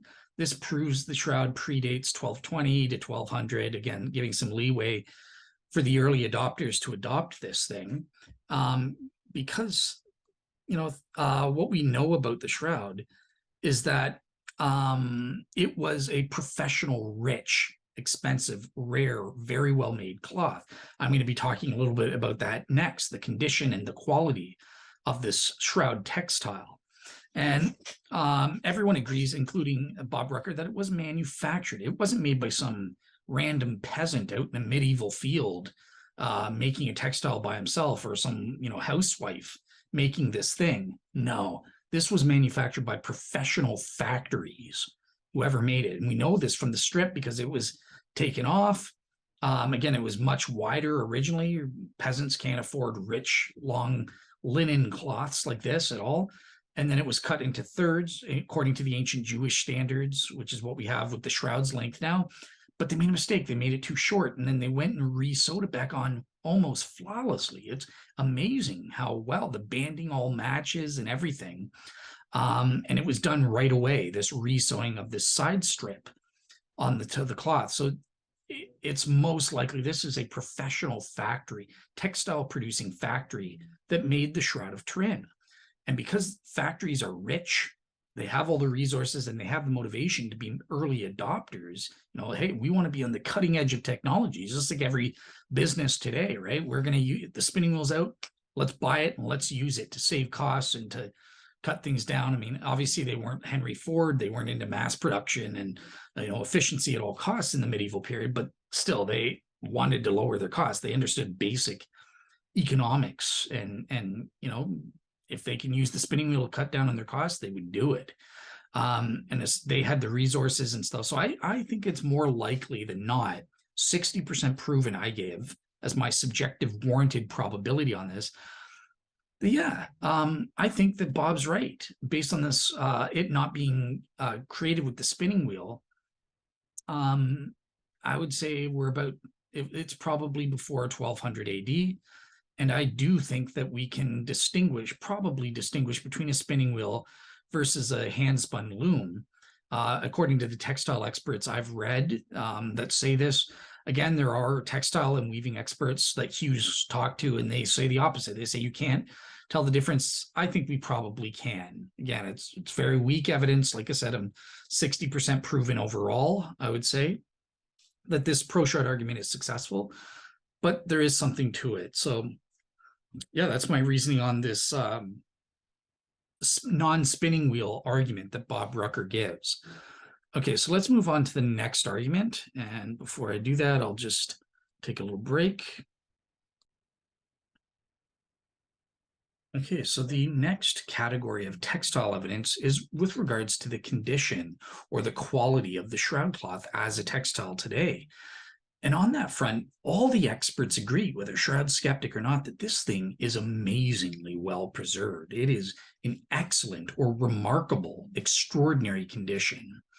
And what's interesting is some shroud skeptics, fundy lay shroud skeptics, will use this as an argument or proof that, well, it can't date to the 1st century because all of our ancient linens are terribly degraded or decomposed relative to what we have with the shroud. It must be newer. It must be from 700 years ago in the 1350s then.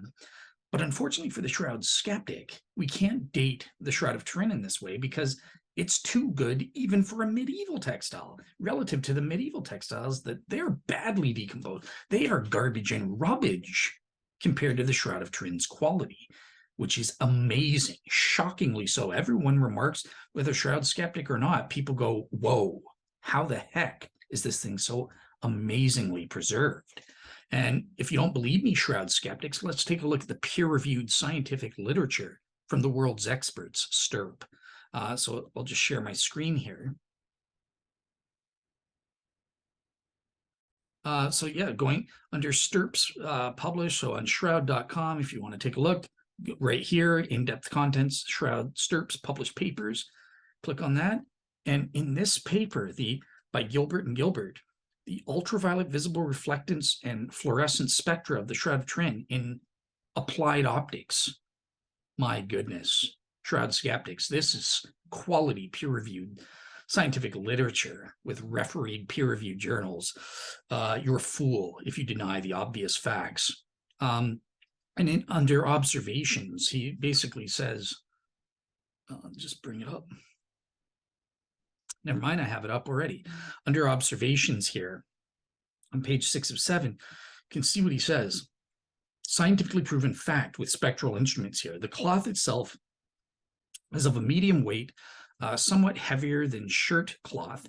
The weave is very tight. The cloth is in excellent condition, extremely soft and pliable, with no readily apparent degradation of strength. That's incredible. That it doesn't matter whether that thing's 700 years old or 2,000 years old. This scientifically impossible almost. It is incredible that it's that well. The credible STIRP scientists, when they were touching the shroud and studying it, they compared it to the feel of a T-shirt, which is amazing. Also, additionally, they say, look, there's no degradation, aging, or even mildew and mold. I remember the pro-Christian, but he wasn't a Christian, but he was more sympathetic to the Christians, Nixack from the Unbelievable boards. He said, well, why isn't there no mold or mildew on the shroud? If it's 2,000 years old, we should see that. Quite frankly, even if it's 700 years old. So presumably you would still see that, and we don't. So here's a quote. The shroud is much thinner and more flexible than most people realize. STIRP scientists not only described it as being in excellent condition, but having a similar feel as a T-shirt. I personally, as a shroud expert, have observed, this is Mark Antonacci talking, have observed many ancient shrouds over the years, many of which were far older than the Shroud of Turin and far younger, but yet I have yet to find one that is in such good condition. Many of these medieval burial cloths found in a variety of locations also showed obvious signs of decomposition and staining, yet none, not a single one, had the flexibility and lack of degradation as the Shroud of Turin. So yeah, this is incredible, folks. So how do we go about trying to explain this remarkable feature of the Shroud of Turin? Okay, so I'm going to bring up my slides.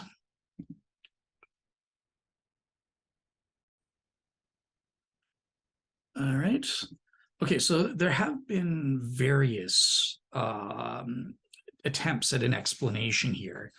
And before I get into that, though, so yeah, so as you can see here, put me out of the way. So all sides admit the Shroud is of a very high quality and is expensive and is therefore rare. We wouldn't expect to see something like it, exactly like it, at least not a heck of a lot of stuff, right? Because it's not just a plain weave for the mere peasants. This thing is high quality, and that's regardless of whether it's first century or medieval.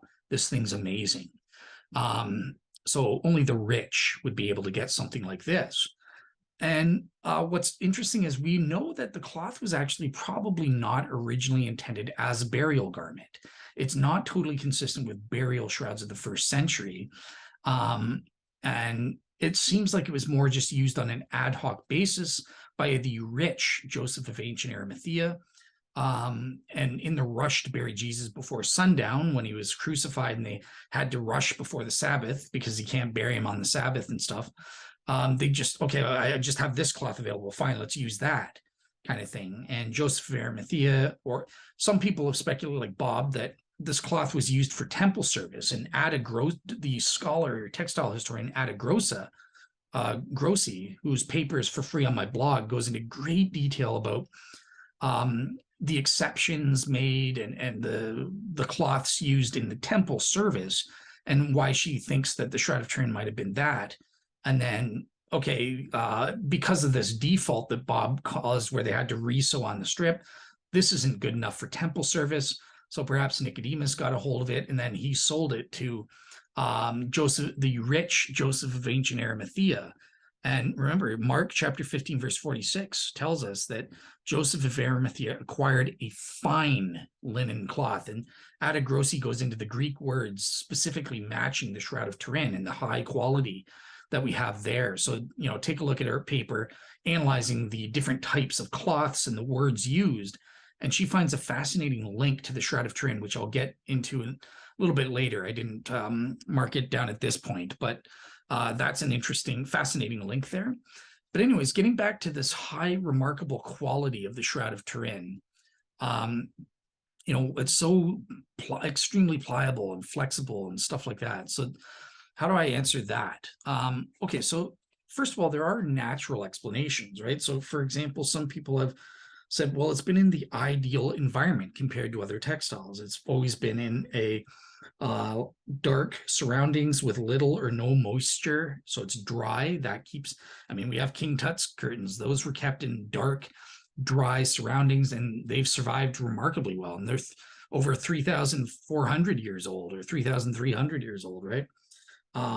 It was folded and rolled inside and protected from sunlight and stuff like that in a sealed container inside a wall.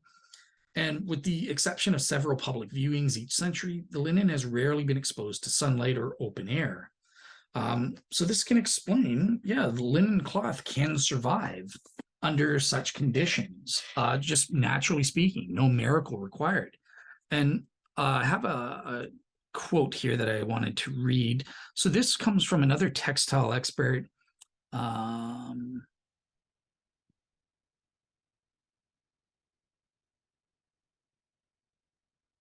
John Tyre again, yeah. So, and he's talking about the issue of the mold or mildew, and he says that decay effects in the shroud linen would appear to be no reason why the shroud linen couldn't have survived from the first century naturally.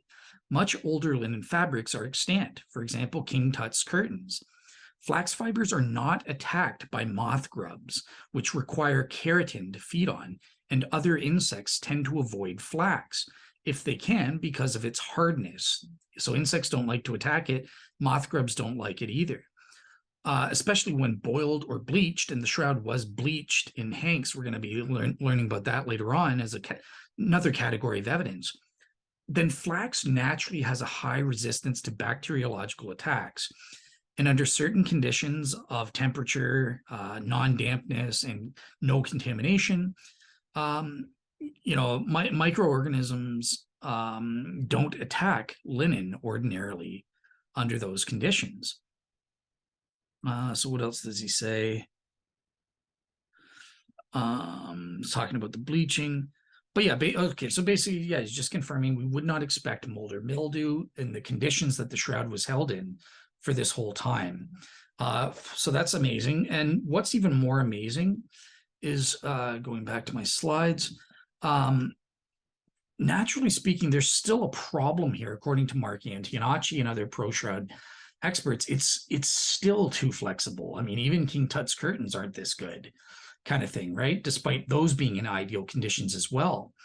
And so what Mark Antonacci does with his historically consistent hypothesis is he says, well, actually radiation, if the Shroud of Turin was irradiated with certain charged particles during Jesus' resurrection supernaturally, this would actually is scientifically proven to strengthen the cloth and make it more well preserved than all other cloths. And that's exactly what we see scientifically. So according to Mark Antonacci, this is actual proof that the shroud's images, that the Shroud of Turin is supernatural. As a textile, we have proof for the supernatural because it's too flexible. It must have been irradiated with certain particles, a special unique form of radiation that it was emitted during Jesus' resurrection. I'm not going to get into that. Again, I'm not trying to prove a miracle here. I just want you to be aware of that. And that's not relevant for dating necessarily, although it is suggestive of, neutron flux for the carbon dating and is supportive of that. If there was some kind of radiation that strengthened the shroud as a textile, well, that lends plausibility to the fact that there was neutron irradiation causing the carbon-14 dates to be off as well. Yeah, but other than that, I'm not going to assign a probability to that thing. It's just pointing out that the fact that the shroud is in such excellent condition doesn't prove or disprove that it's medieval or first century in date. It's too good no matter what. And so you require some kind of explanation that says, look, we can't tell based on the pliability or flexibility and the lack of mold and mildew on the shroud to date it and say that it's this old. It's 700 years old versus 2,000 years old. Just doesn't work that way. Okay, now the last aspect in terms of the textile, the condition or the quality of the cloth, is regarding, again, it's excellent and it's for rich people. It's amazing quality. This thing is great, right? So surely, well, in the medieval period, they were more developed. They had the history of the Roman Empire and stuff. Yeah, don't forget the Dark Ages where they forgot stuff. People in the medieval ages were dumber than the ancient Romans. Let's remember that. And we have plenty of examples, I'll get to those, of comparable rich, great quality shroud cloths. Not in the same excellent condition, obviously, they've degraded and stuff, but in terms of the quality of the cloth, we've got diamond twills, 3-to-1 twills, 2-to-1 twills, and lots of patterns and herringbone patterns and stuff like that. So in terms of the quality of the cloth, there's nothing that says this has to be medieval versus first century at face value. Now, there are textile experts who adjudicate one way or the other. I find it all contradictory and stuff like that, and I don't think it's a good basis, with one exception, Dr. John Tyre here, who studied through X-radiograph images. So scientifically proven fact here. And he studied, and I'll include his article, actually, I should show it to you guys. But he kind of compared and contrasted the medieval patches. There were patches on the shroud to cover holes that we know date from the medieval period, and versus the shroud. And using this scientific equipment, this is why John Tyre's opinion is more important than all the other textile experts who say, no, it's not, it's a medieval, it looks like a medieval thing to me, or no, it looks like first century to me, or no, it can't be first century. But, you get this scholarly disputes kind of thing, and it's a he said, she said type thing. Like, who are you going to, which textile expert do you believe? Well, John Tyre should be privileged in this sense because of his compare and contrast studies using the X radiographs. And he says, quote unquote, So I'll just show you the paper here. Yeah, so here you go. I'm going to be including this on my blog, but Shroud X radiographs by John Tyre. You can see the images and the contrast that he's looking at. And he says this quote. Okay, very well. I am very interested in the comparison. Get out of here. What? Okay, forget it. I'll go back to the slides. What do you want me to do? Come on now. Give me a break. Close this. Okay, so he says, I am very interested in the comparison that can be made between the altar cloth used to patch the shroud. Remember, shroud skeptic Hugh Ferry thinks that the Shroud of Turin is an altar cloth. Oops. Looks like we have the altar cloth used to patch the shroud. Nothing like the Shroud of Turin. And he says, this altar cloth used to patch the shroud itself and the backing cloth. The altar cloth can be seen without shroud superimposed where the burn holes occur.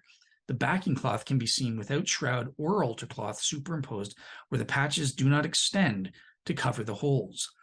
The altar cloth and the backing cloth are plain woven and are much better products than the Shroud of Turin. They seem to contain less weaving faults, whilst the shroud is a very poor product.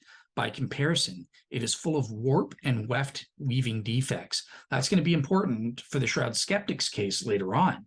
But just pointing out, the Shroud Skeptic will agree with this, that there's these defects in the Shroud of Turin. And there are many mistakes in drawing in. The impression I am left with as a worldwide textile expert is that the cloth is a much cruder and probably much earlier fabric than the backing and patches. This, I think, lifts the shroud out of the Middle Ages more than anything I've seen about the textile to date. Whoa, this is incredible. So on this basis, I think, look, I assign 50% are proven or less based on the quality or condition of the cloth that we can prove the shroud does date to the 1st century.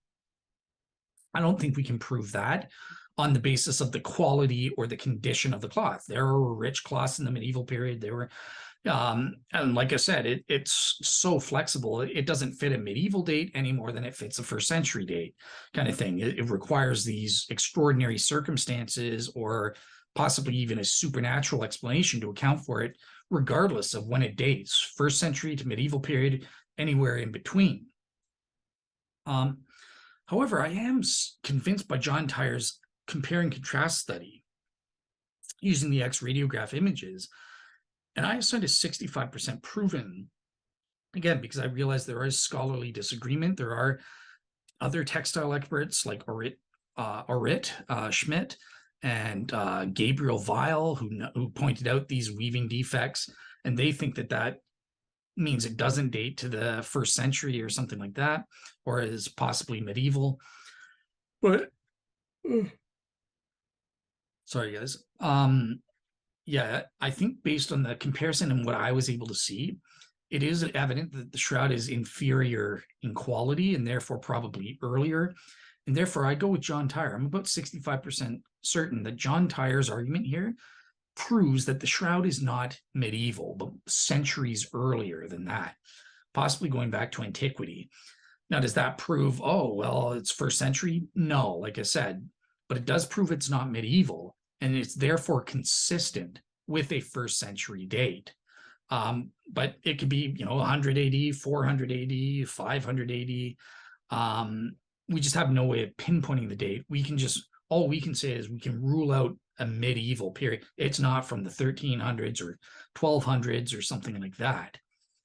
It's centuries earlier than that. And that's the best we have. Obviously, the 1st century is centuries earlier than the medieval period. So it fits. Yeah, it can be 1st century. This evidence is consistent with it being 1st century, even though it doesn't prove that it is 1st century. All that we can prove is that it's not medieval. And I'm convinced by this compare and contrast study by this worldwide textile expert, Undisputed. And I've linked to several of his papers. including I'm going to be posting up the paper I just listed for you with the picture of the X-radiograph images, putting that up on my blog for you, corresponding blog for you guys to check out for yourselves. Yeah, that's it for this category of evidence, I believe. Yep, okay. Great, so let's move on to the next category of textile evidence here. Hello guys, sorry, before we move on here, just have a quick edit because, I don't know, my brain is frazzled. I've got like a million things I'm doing for the last 3 weeks in a row, and this week, again, I've got like 2 shows plus this show, doing my Bible study. I'm doing a whole bunch of stuff, you know, PhD, open virtual weeks or whatever, so I just realized I was an idiot for a lot of my presentation. I made a major mistake that doesn't affect the substance of the arguments necessarily, but for some reason I was equating hand spun with a loom and versus the spinning wheel when I was addressing that argument. But they're 2 different separate things, right? So spinning wheel versus hand spun is talking about basically the spinning wheel is a machine used to turn fibers into a thread or yarn, kind of thing, right? So you can either use the spinning wheel to do that or spin the fibers into a thread or yarn with your hands.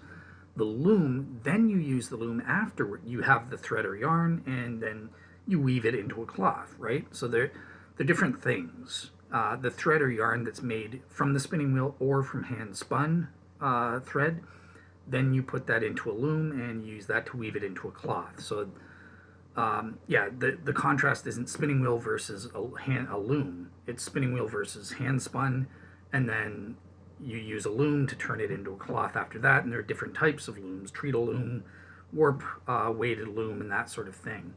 But I realized, listening back to what I said and looking at my slides, I conflated the 2, and you guys might be confused, right? So the point is, you can use a spinning wheel and a loom. You can do a hand spun and then use a loom. To weave it into it, to weave the thread or the yarns into a cloth, kind of thing. So it's not like a loom is mutually exclusive to using a spinning wheel. So just wanted to clarify that. And other than that, a little goof on my part. I hope that's it. Yeah, let's move on to the next section as promised. All right, welcome back. Okay, so continuing on here, I have a couple of updates before we move on to the next category once again. Sorry. So in terms of my calculations, let me just share my screen here for you people. And as you can see on the PowerPoint slides here, maximize it for your benefit. And I updated this. So my percentage now for the pre-spinning wheel argument, originally I think it was 60% is what I had here, but I actually did the calculations properly. So I broke it up into the separate elements. What's the probability that we can get, that we can differentiate hand spun yarn or threads versus ones using spinning wheel technology. I think I assigned 70% to that, or 75% to that. And it's, again, I know Hugh Ferry says that he had a weaver who says we can't tell the difference, but I've found sources, non-biased sources, having nothing to do with the shroud, at least a couple of them. And I'll provide the web links there where it says, actually, yeah, we can tell the difference. So that's why I believe the pro shroud side on this front. Times the other aspect in terms of proving that, hang on, let me just, what was the second aspect? So just, oh, yes. Oh, okay. So 70% that we can tell the difference between the spinning wheel and the hand spun threads. Then 75% that the shroud is proven to be made in a manufacturing factory, and therefore it's more probable than not that they would, be early adopters of the spinning wheel technology when it first came out in Israel in 1200 AD. Multiply those 2 aspects together, and we get the 52.5% as the minimal percentage. So this is what I'm going to be plugging into Bayes' theorem here. Okay. Okay, so the other update on the condition or the quality of the cloth, this has gone up. So whereas one went down from 60 down to 52.5%, this has gone up to 73.59%. I think I had it at 65% originally, but again, I actually did the proper calculations, and I found that there's additionally, so in addition to using the John Tyre X radiograph comparisons as a worldwide textile expert, proving that these cannot be medieval and therefore it's consistent with the first century. Obviously, we still can't prove that it is in fact first century based on comparing and contrasting the patches with the medieval patches from 1534 to the rest of the shroud. But I found another peer-reviewed scientific paper backing up this, and because it's peer-reviewed by some of the most credible STIRP experts in the world. So let me just share my screen again on that front. And they also, so I'll just share the whole screen. So on this front, this is incredible. There we go. So if you go to shroud.com, there's a peer-reviewed scientific paper by Doctors Jumper, Al Adler, John Jackson, Samuel Pellicori, John Heller, and Dr. Druisk here, some of the world's experts in this area who published in Archaeological Chemistry for the American Chemical Society. Incredible. This paper called The Comprehensive Examination of the Various Stains and Images on the Shroud of Turin, and they also back up John Tyre scientifically, saying, quote unquote, so here's their paper when you click on that. Secondly, a series of transmission photographs were made where the shroud was illuminated from behind while the photographs were taken from the front. Although these were made primarily to be used in correlating the X radiographs, they revealed an interesting fact. From reflectance photographs, we know scientifically that the patches appear to be approximately the same optical density as the shroud, suggesting that they may have aged approximately the same as the shroud. However, in transmission, the patches are much lighter than the shroud. No doubt, some of the difference can be accounted for by the thickness differences in the cloths themselves that are used for the patches versus with the shroud.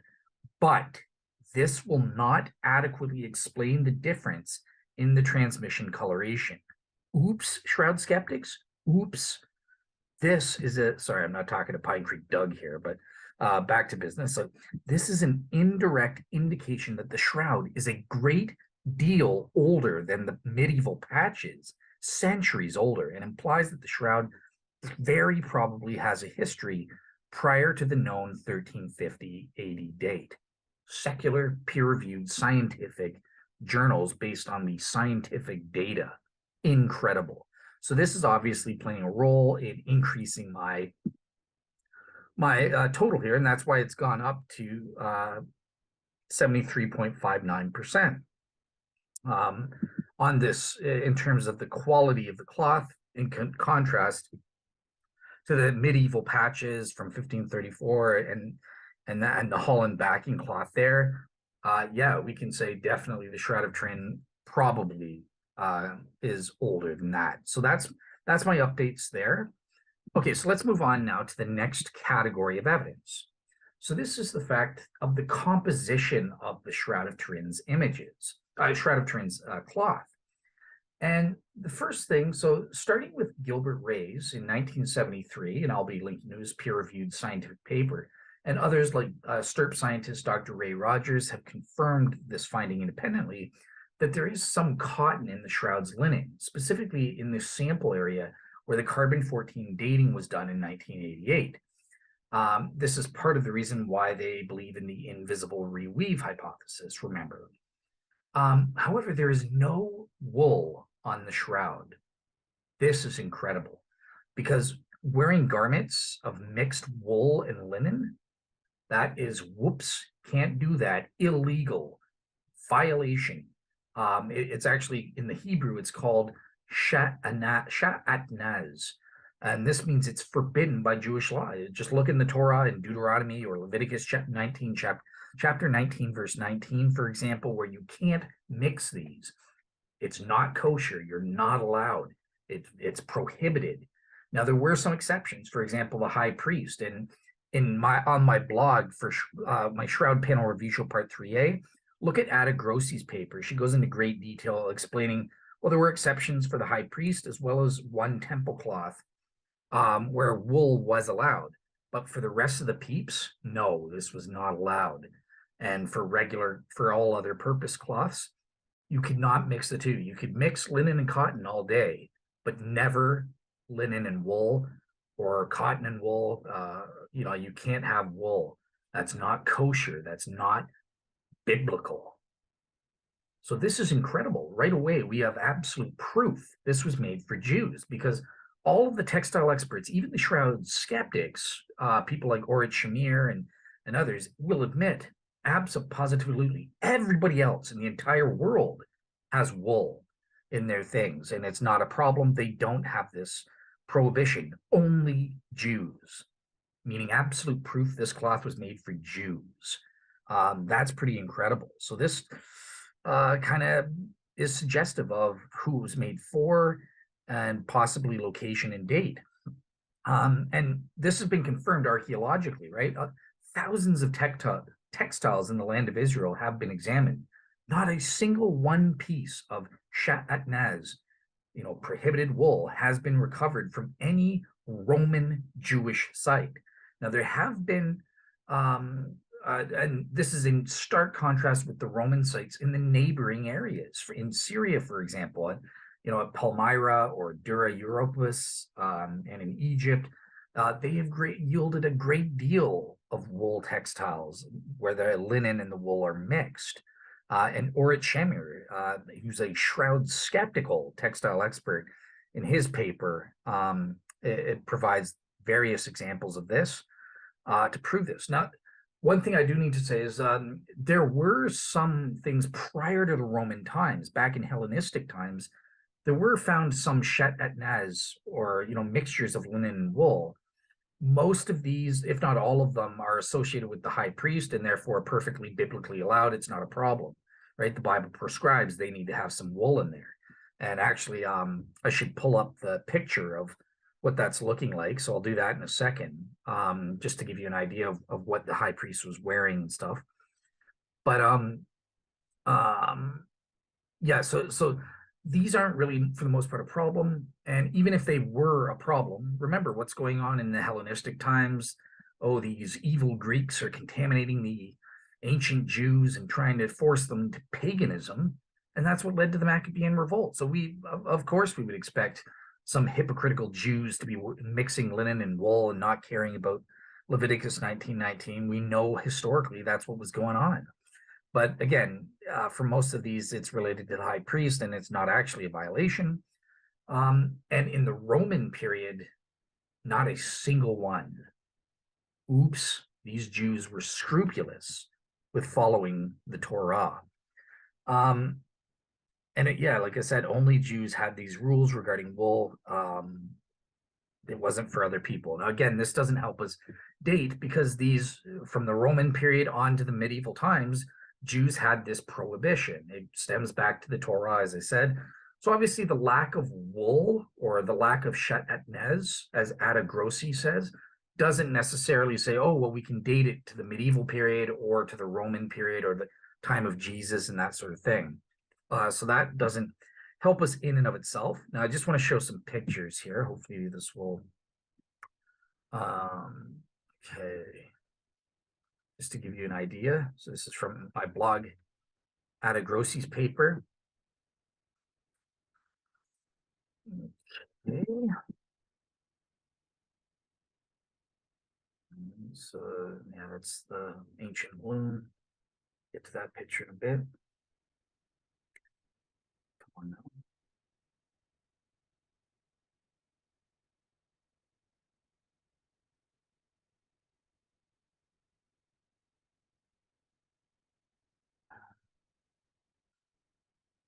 Oh, here it is. All right, beautiful. All right, so take a gander at that. So there you go. You've got the colored things. Dr. Ada Grossi, one of the world's experts, talks about this, in terms of the robe, having sky blue dyed wool involved in the temple worship only for the high priest. There's a picture of the cloth. She thinks that the Shroud of Turin was made for the temple. Remember, I was telling you that. So this is what the Shroud of Turin would have been, according to her, or she evaluates that possibility and talks about some of the terminology there. So yeah, that's it. What I wanted to show you on that front. So back to the composition of the shroud and my arguments here. So, okay, so there's no wool, but there's also cotton found there. Incredible. Can we prove with this? Well, the cotton in the shroud is remarkable because it has been identified specifically, and all sides admit this, as Gossypium herbaceum, Hebrew cotton, right? So this is a variety of cotton that is distinctive of Middle Eastern manufacturing. It was first introduced in the Middle East in the 7th century, 600s BC, before Jesus. And I think that the fact that this cotton is from the Middle East, this outruled, the shroud could not have been made in Europe, in France or something like that. They didn't make cotton. They couldn't produce it. It was specifically a Middle Eastern type of cotton.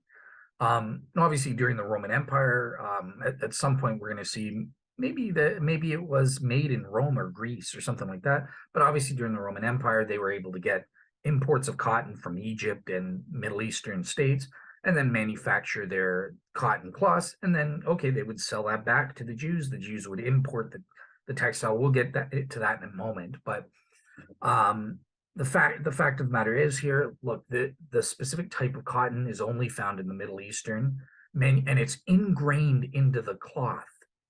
So this is incredible. That means the cotton got there. It's not contamination. Well, it is contamination, but it wasn't external contamination that happened later on after the cloth was made. No, this is ingrained into the linen itself.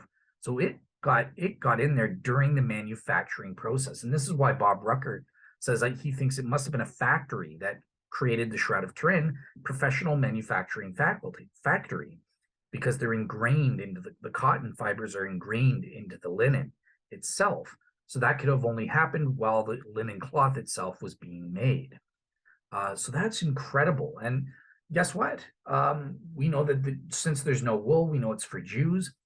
And in Syria, as well as in Israel and Galilee, they had a very important textile plant during the 1st century AD. They were producing and exporting textiles. Perhaps the Shroud of Turin was made in Galilee, or in the surrounding region in Syria, or Nabatea was also mentioned in a lot of the literature. They had a strong linen and cotton textile producing factories. Also note the paper by that Giulio Fanti mentioned when he was on the show, by the DNA studies, where we've shown about 30% of the DNA on the Shroud of Turin comes from India, the subcontinent of India. There's also a sizable portion, I think it's about 40% from the Middle Eastern, Syria and Israel specifically, and Nabatea or Petra. So yeah, it's actually possible that this was made in India and then transported along the Silk Road as an import to Israel. And that makes perfect sense as well, given what we know. So that's a strong possibility. Obviously, we can't prove that. We don't know if it was made in India, and there are more DNA from the Middle Eastern thing. So yeah, take that with a grain of salt, but it is interesting that these DNA findings were there, and it's quite a sizable amount. So is that just contamination, or how do you explain how that DNA got on the cloth? I'm just going to leave it there and not get into it, but check out that paper on the DNA studies on my blog. Yeah, as I said, Europe did not produce cotton at all in ancient times, nor in the medieval period. Only the Middle East was able to do so, especially with this specific type, Gossypium herbaceum. However, though, in terms of the date of the textile, the composition doesn't help us to narrow down the date. I was hoping at first I could make an argument proving that, okay, well, great, so there's no wool, it's made for Jews, and it's in and around the Middle East, wherever it was produced. We can perhaps prove that this must have been from a textile plant in Galilee. And I was trying to find the argument to link it to there, but in the end, Orit Shamir wrote a paper. Again, I'll post that one on a blog. It's a different one that I looked at before. He kind of proves, look, he looks at textile, linen textile and cotton textile manufacturing. It was produced in the Middle East from Roman times all the way through to the medieval period. So unfortunately, the composition of the cloth being cotton and having no wool. It's suggestive. It says, well, we know it was made for Jews, but when was that? We have no idea. Maybe it could be true that Europeans got the shroud cloth as an import or through the Crusades or something like that. It was made in the Middle East, the cloth, and then during the Crusades they stole it, or maybe they imported it later on, and bada boom, bada bing, it was preserved for a while, and then finally the images were put on it in the 1350s. We can't rule that out just on the basis of the composition of the cloth. So therefore, I've assigned 50% or less proven that we're able to date the shroud either way on this basis. So it's irrelevant and it won't be in our Bayesian calculations, this factor. However, note that the cotton was found in the sample area used to carbon date the shroud in 1988. And this is one of the empirical evidences that some use to argue for the invisible reweave hypothesis, and that is relevant, potentially relevant to dating. I'm going to ignore this factor for now. I kind of gave my assessment of the invisible reweave hypothesis in part 1 of 4. I find it to be very improbable to be true. However, I admitted there that I don't have a warranted conclusion on that front. I do need to do a bit better research in order to feel that I have a sufficient basis to be confident that I'm warranted and not just justified given the reasons I'm aware of subjectively at this time. And to that end, guess what? I will be having Dr. Michael Kowalski, I believe his name, Michael Kowalski, who's very helpful towards me. And he's going to be coming on sometime in March. And one of the areas he'll be talking about is the invisible reweave and giving the evidence for that. So I know some of you guys on the ProShred side felt I let you guys down because I don't believe in the invisible reweave. I think it's very probably false. And I go for Bob Rucker's neutron absorption hypothesis or Mark Antonacci's historically consistent hypothesis instead. I think that's a better explanation. But I'm going to bring on representation in March to give the best ProShroud case on that front in terms of evaluating the invisible reweave part of the textile evidence. Okay, so let's move on to the next. So the next argument here is the bleaching of the Shroud of Turin, making it white. Now, if you remember on my Shroud Panel Review Show Part 3A, Russ Brault mentioned that the shroud's individual hanks were bleached differently from each other. We can see evident banding in the cloth, so they're different and individually bleached. And he's basing this argument based on Ray Rogers' reading of a passage from Pliny the Elder, where he kind of believes that, okay, well, this proves that the shroud was made in ancient times, because by the time we get to the medieval period, the cloths were bleached as a whole, kind of thing. So there wouldn't be this banding effect. Therefore, we know for a fact it must have been made in ancient times and not the medieval period, based on the fact that the individual hanks of yarn were bleached individually and differently from each other. Just a quick note here that the linen shrouds found in the land of Israel and mentioned above are undyed cream or beige, but not pure white. So this is in contrast with the later Talmudic sources, which mention white shrouds. And okay, so this is consistent with the shroud being 1st century from the time of Jesus. That's not a problem. Okay, so let me hang on one second and pull up Ray Rogers' quote for you guys before we get to Hugh Ferry's rebuttal here. All right, so let's take a little read of what Sturp chemist Dr. Ray Rogers says in his book, From a Chemist's Perspective. And he says, quote unquote, I believe that the observations of bands of different colors agree with Pliny the Elder's description of ancient linen production technology. So just, Pliny the Elder died about 79 AD with Mount Vesuvius when the eruption destroyed Pompeii. He was kind of studying that as a natural scientist or natural philosopher, and he was interested in the outside world. He was the daddy to Pliny Secundus or Pliny II or Pliny the Younger. who was the governor who mentioned the innocent Christians and his treatment of them and stuff like that. But anyways, he mentions Pliny the Elder describes ancient linen production technology. Ancient linen yarn was spun by hand on a spindle whirl. When the spindle was full, the spinner prepared a hank of yarn for bleaching by the fuller. Each hank of yarn was bleached separately, and each was a little different.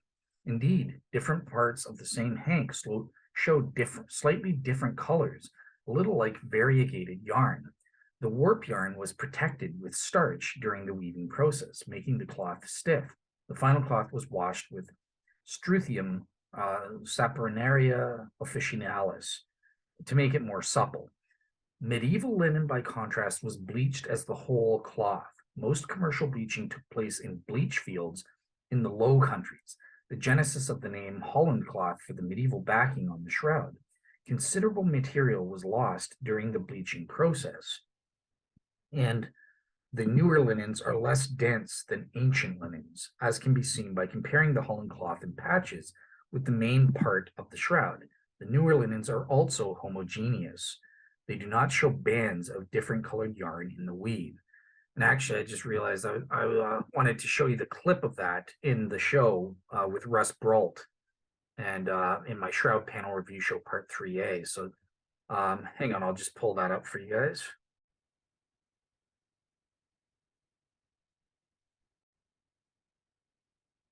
Okay.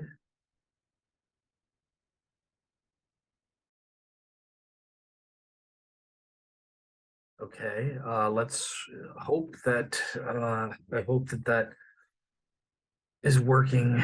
Okay, so I'm going to show the clip of Russ Brault talking about that. Cancel, get out of here. Okay, so let's listen to this clip here. The threads are hand spun.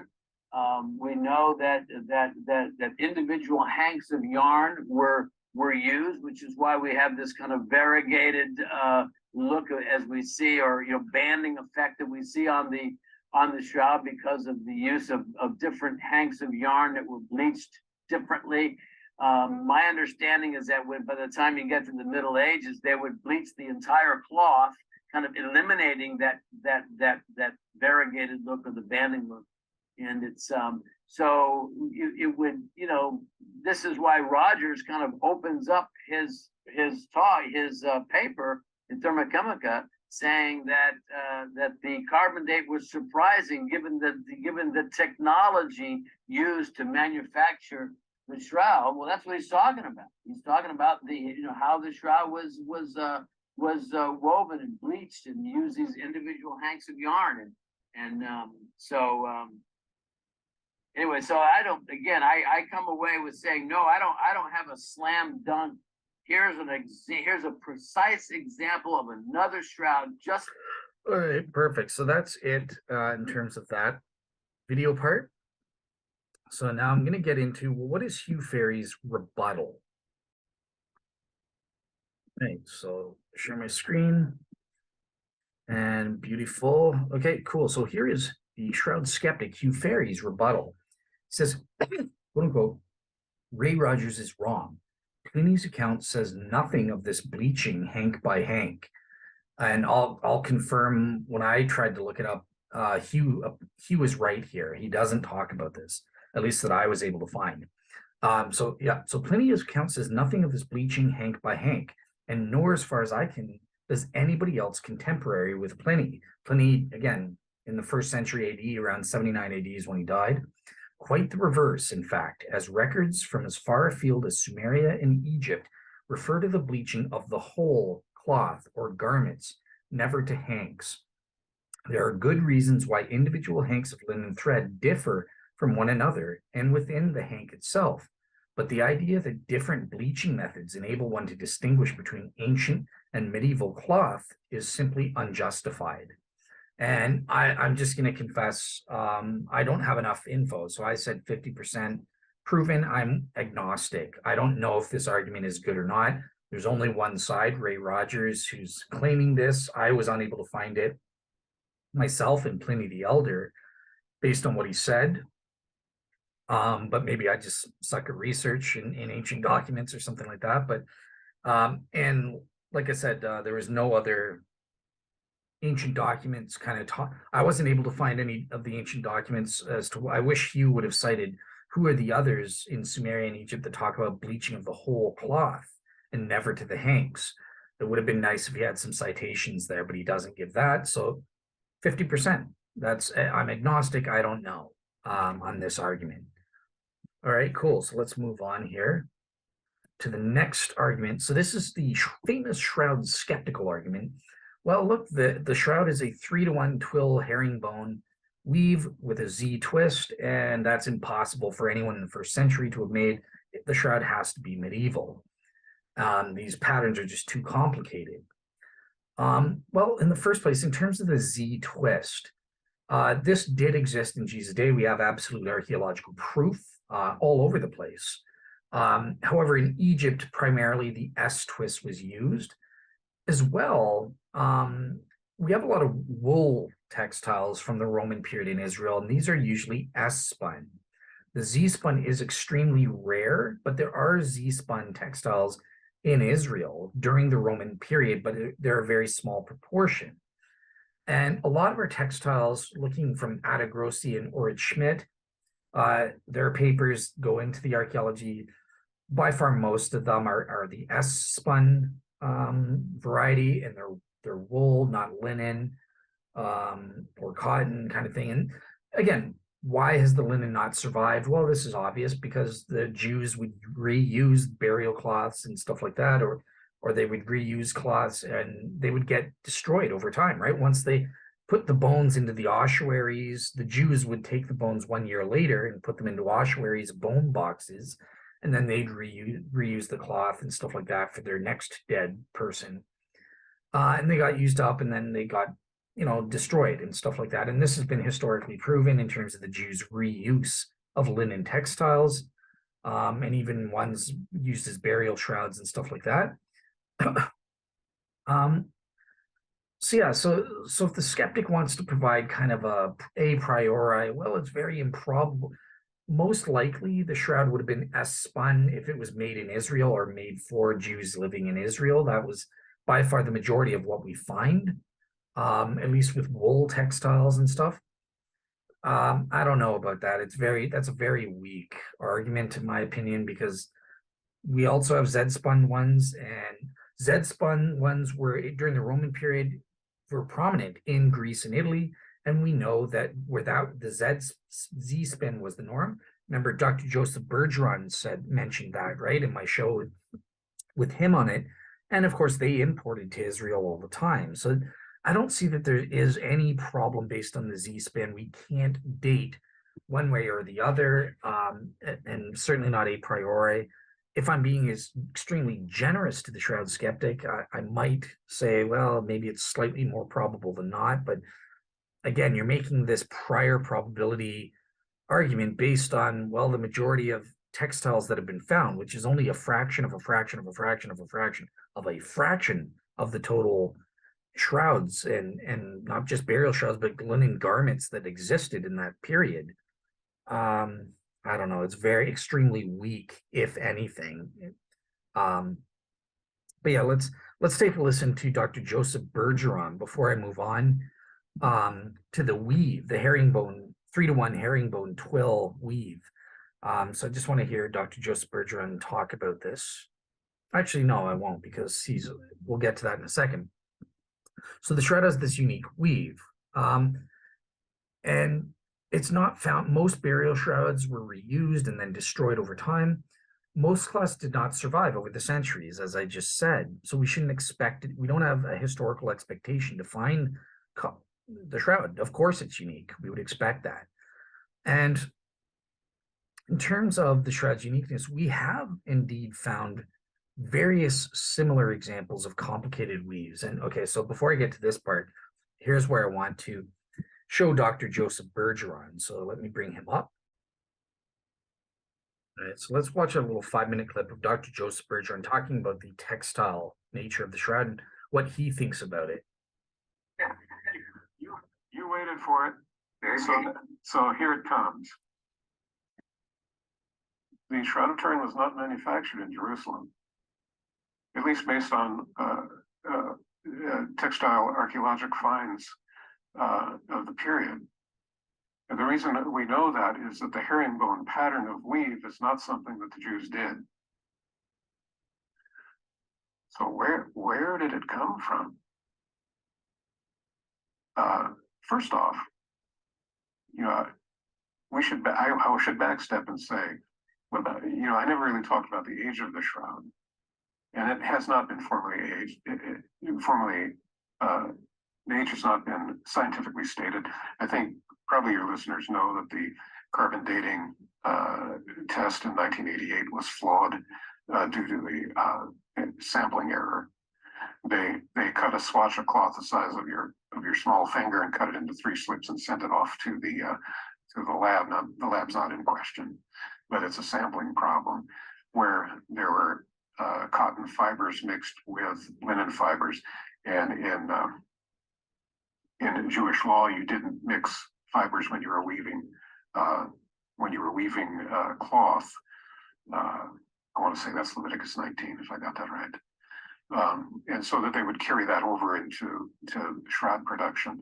So to find cotton mixed with linen, it would be inconsistent with Jewish customs. So it would really represent a repair because the shroud had been extensively handled through time.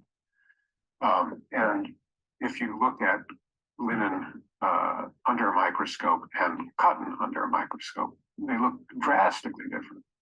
Linen fibers look kind of like bamboo with kind of, you know, growth nodes progressing through the fiber, whereas a cotton fiber looks like a spiral piece of tape. So it's unmistakable. So that's a sampling error. So we have to, I think, serious students of the shroud understand that that's flawed. So what can we say about the date of the shroud?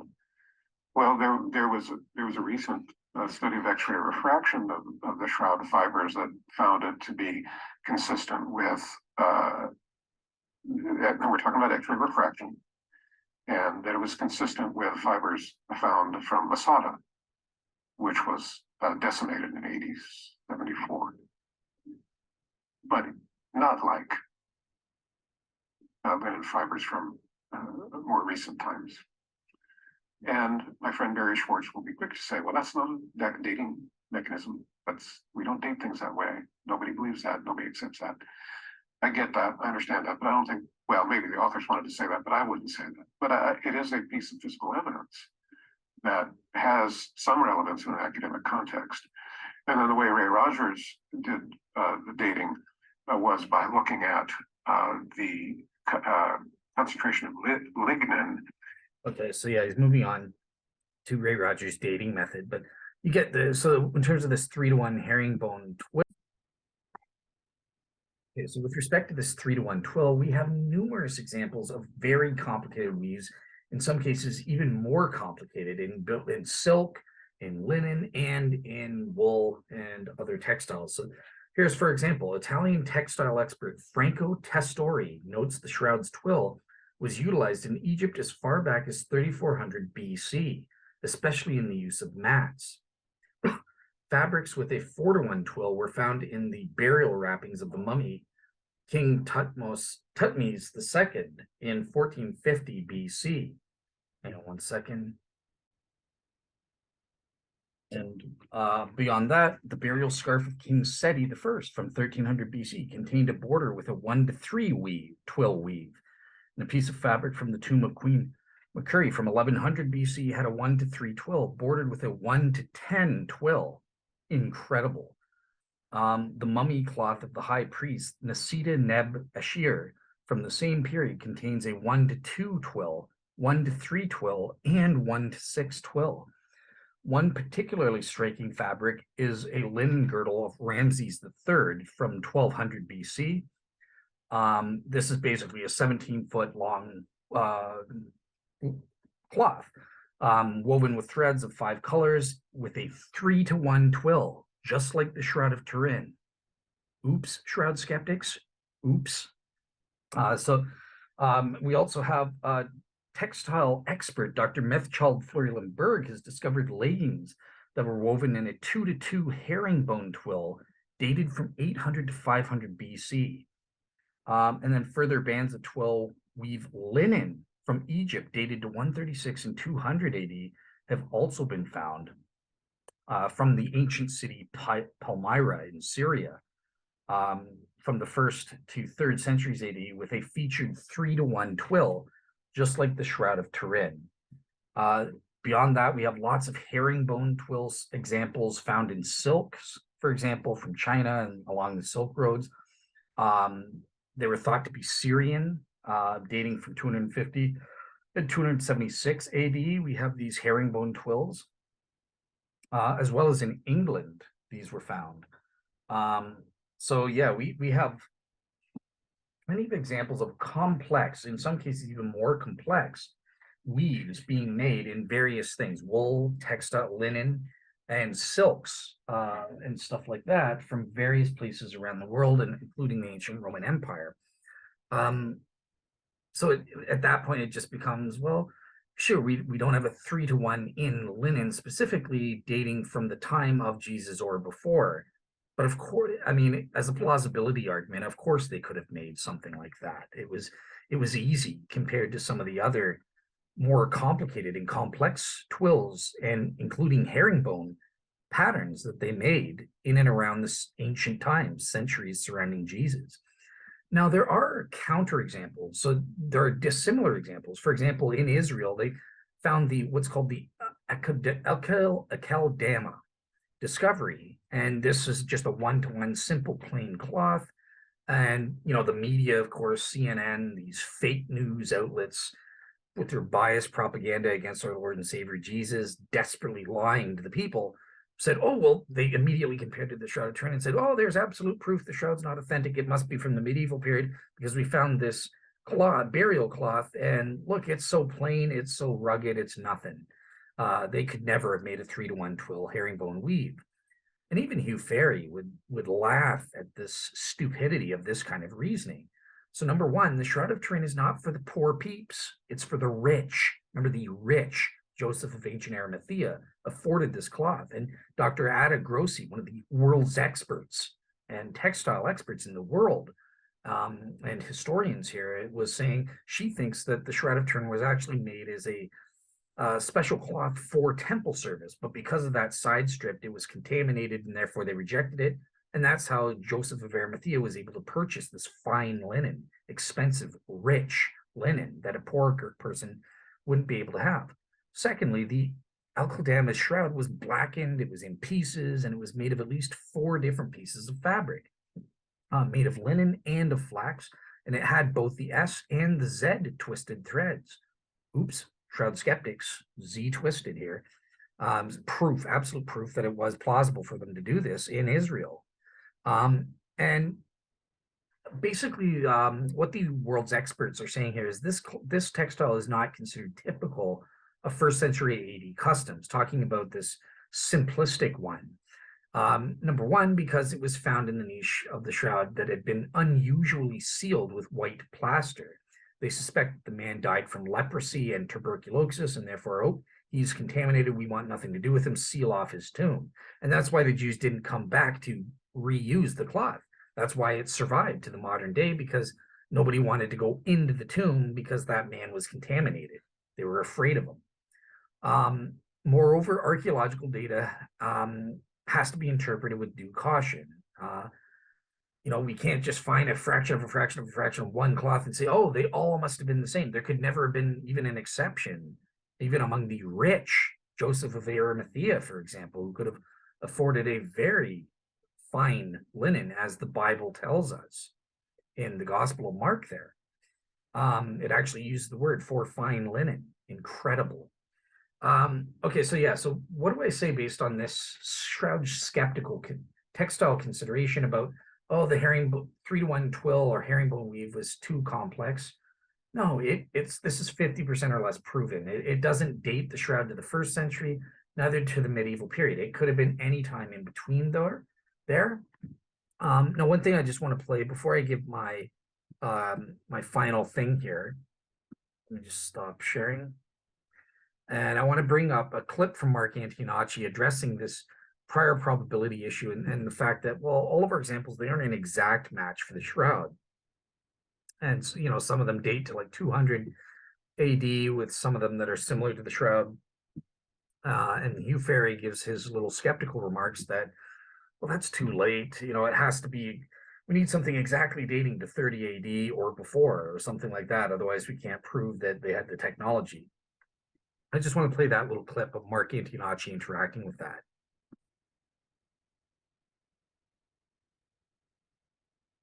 Okay. All right, so here's the little clip with Mark Antonacci and Hugh Ferry. Its relation to this ritual, the Gwem. Well, I mean, there's in my book, both of them I described, there's ancient weaves, I think with 10 to 1 or 12 to 1 twills that go back to Egyptian days. I don't think a 3 to 1 herringbone twill was beyond the capability of the first century. Now, it's rare and it's a finely woven cloth, and there's a lot of things exceptional about that cloth, but it certainly wasn't impossible. Hugh, what do you make of that? Yes, I think given the size of it, we have to have some indication that a loom capable of doing it, and there is no such indication. The 10 to 1, 12 things Mark is mentioning are Chinese silk. There's no Egyptian stuff with 10 to 1 or 12 to 1, except for the colors, which are made literally by individually spreading the web over a number of threads. So I don't think there's any evidence of an appropriate group. You were cutting out again. Were you saying that the 10 to 1 and 12 to 1 twills were on small samples? Well, either damask or Chinese silk. There was no weave, linen or cotton weave like that in Egypt or the Middle East at the time. Is it well, if they could do it with silk, are you saying they could do it with silk but not linen? Yeah. I mean, if they could do it with linen, or if they could do it with silk, why couldn't they do it with linen? Well, they'd have to take it to China because China was the only place that had the looms for it, and the Chinese didn't weave their linen in that way. Well, it's hard to keep technology like a loom from others understanding it, isn't it? I mean, is that the only place in the world that it was done and nobody after I mean, somehow. Well, yeah, we could track the progress of this kind of complex weave. We can see where it was done in China, then we can see where it was done in India, and we can see where the same thing, technology, finally turned up in Europe in about 1000 AD. Well, I mean, Jerusalem was on the heart of all the trading centers. Yeah. And it could have come from anywhere. And the knowledge of this type of different types of weaves could be understood or seen, or I mean, you don't have to have a loom from Jerusalem necessarily just to and I don't know where it was woven. I think Syria was doesn't Florrie Lambert say that Syria was a center for weaving, yeah, linens, and this kind of loom arrived in Syria about 200 AD, but that's 200 years too. Well, yeah, but that's about 200 AD. I mean, do they have to keep every loom from every century to satisfy your thinking? 200 AD is what, 170 years within the time of Christ? Isn't that close enough for the possibility? No, I'm Okay, so afraid not. okay, Well, that's kind of, I don't know. I think these things can be fairly, dated to within 100 years or so. And if it's 100 years out, it's 100 years out. I think there is. They don't have, what did they, are you going on, well, I just think that just because there's no surviving record of it doesn't mean it couldn't have happened. So yeah, I think that's good enough for the video. You get the point here, where the Shroud skeptic is kind of saying, well, there's no official record of it existing until this kind of loom in the Holy Land until 200 AD or in Syria or thereabouts. So therefore, it couldn't have been in the first century. And I agree with Mark Antonacci. I think this is just stretching. It's absence of evidence is not the evidence of absence, and that's Hugh's kind of going for here. He's pretending that, well, because the first official record of it is in 200 AD, it couldn't have been there in the first century AD and then used to make the Shroud of Turin. And that's a very weak argument and stuff like that. It's a failure as an argument in my opinion. Again, he has no provable way of saying we should expect to see it. So I think that this part fails. However, I'm going to be generous to the Shroud skeptic here. And as you can see from my slides, I'm actually going to give him a little bit of a success, because when it comes to the Z twist, this is something that's not found in Israel based on the majority of our findings. And actually, I wanted to show you guys a table of some of the findings that we found. So I think that's in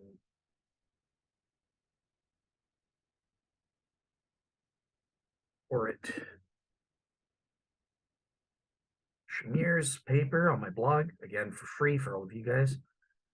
And he gives kind of an interesting kind of breakdown of all the textiles we found, whether they're Z spun or S spun. Here's the tables on page 9 of 14. I'll close up for that for you guys. You can see these are linen. These are all the archaeological discoveries we found of these textiles in the Roman period in Israel specifically. So not nowhere else, like not talking about Syria. And later on, S spun versus Z spun. So you can see the S spun is definitely more numerous of what we found. Doesn't mean maybe the majority were Z spun and we just lost all of them because they've been used and stuff like that, for all we know. But yeah, it does look, from the findings that we have here, it does look that it wasn't produced in Egypt. This is why some people, maybe it was produced in Rome or Greece and then imported by Israel, as we know they did, and could have done that. Or maybe it was imported from the East in Syria and stuff like that. So this makes total sense to me in terms of these tables here and what Mark Antonacci is saying. I agree with his point.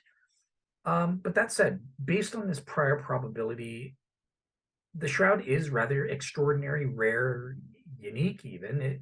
There's nothing exactly or precisely like it. We have some things that are similarly complex in terms of the twill. We also have proof of herringbone being used in the 3rd century in and around Syria.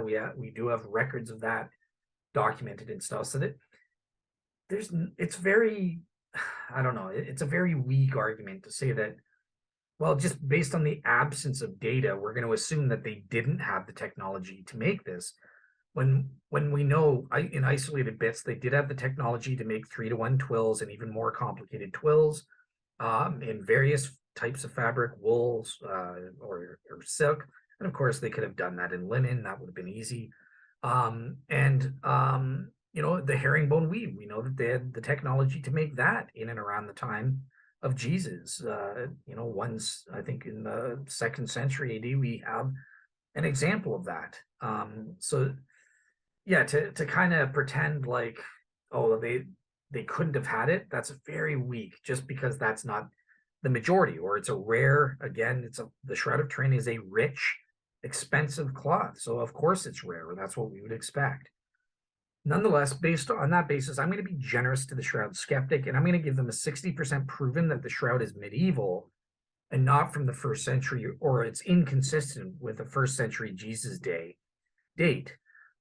just to help out the Shroud skeptic on this argument here.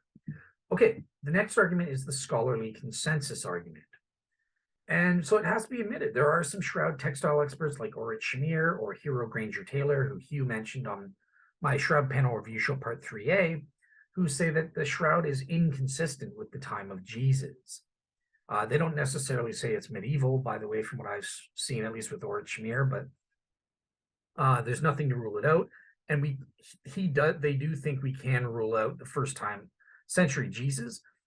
However, with Orit Shamir, the quote Hugh Ferry does is about burial shrouds, and we know that the Shroud of Turin was not intended to be a burial shroud. It doesn't fit those dimensions and that sort of thing.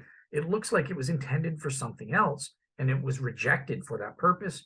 And then the rich Joseph of ancient Arimathea bought the Shroud of Turin, the cloth, perhaps from the temple or from wherever, and he used that as a makeshift, hasty burial shroud. And again, Dr. Ada Grassi has exposed that there were exceptions when you're in a rush and you have to bury someone.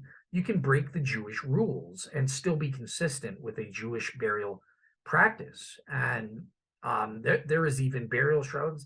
You could have wool in burial shrouds. What? That's Shet Anaz, right? Atnaz. How can you do that?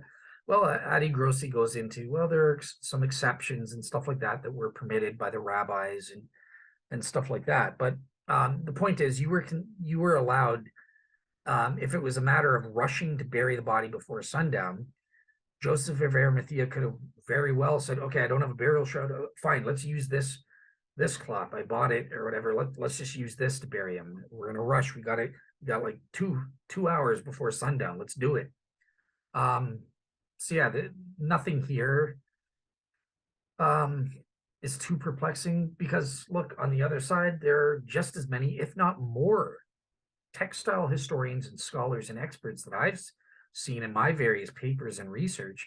People like Irene Tomiti, John Tyre, who I quoted before, and a couple below, such as Emanuela Marinelli, Italian syndenologist, who says this weave pattern originated in Mesopotamia or Syria and was known in the Middle East at the time of Jesus. Without a doubt, the herringbone weave pattern that is found on the shroud linen could have been produced in the Middle East in the 1st century AD.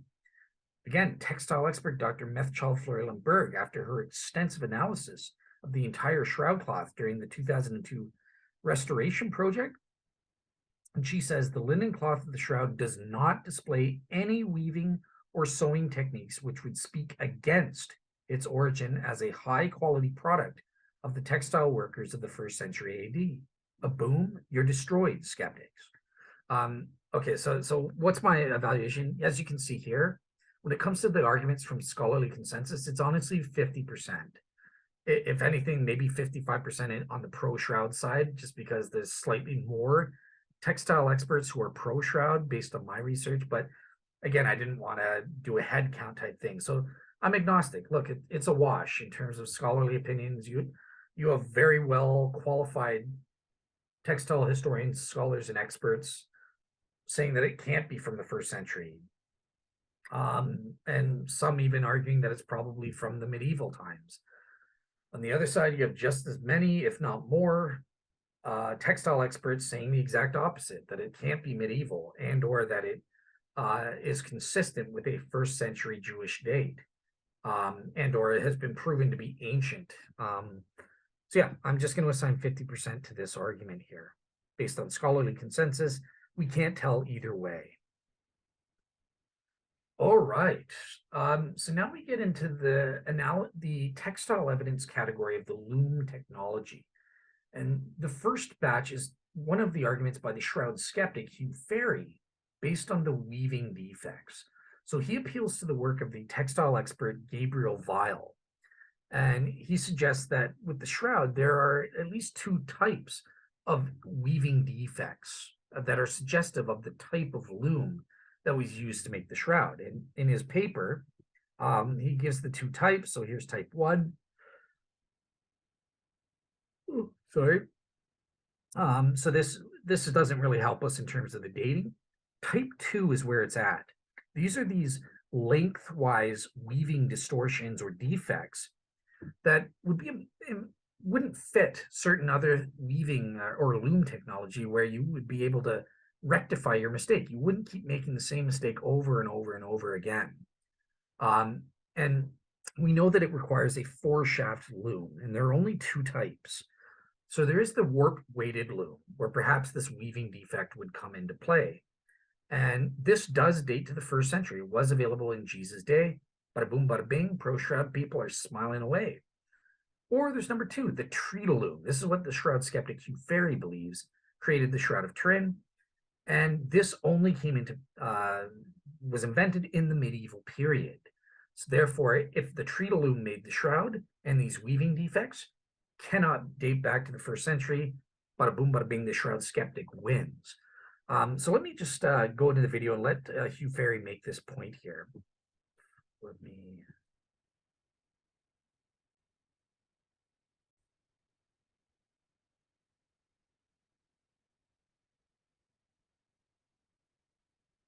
Shroud is compatible with 1st century technology.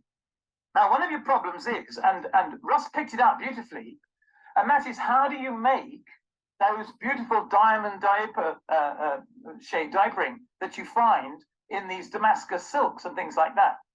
And it's to do with the way that you lift up individual threads and then you pass the. I'm not sure if this is the part. Hang on. Oh, come on now.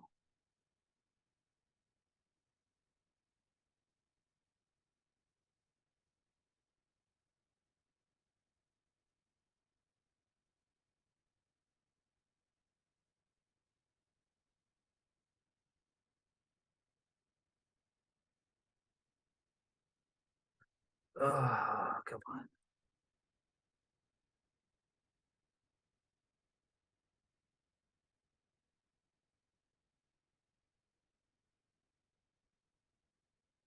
All right, I'm just going to keep playing. Underneath, if I did this, yeah, you lift up different threads, you pass the shuttle underneath, then you lower them again, and then you lift up a different set of threads, and you pass the shuttle back again, and you lower them again, and then you lift up a 3rd set of threads.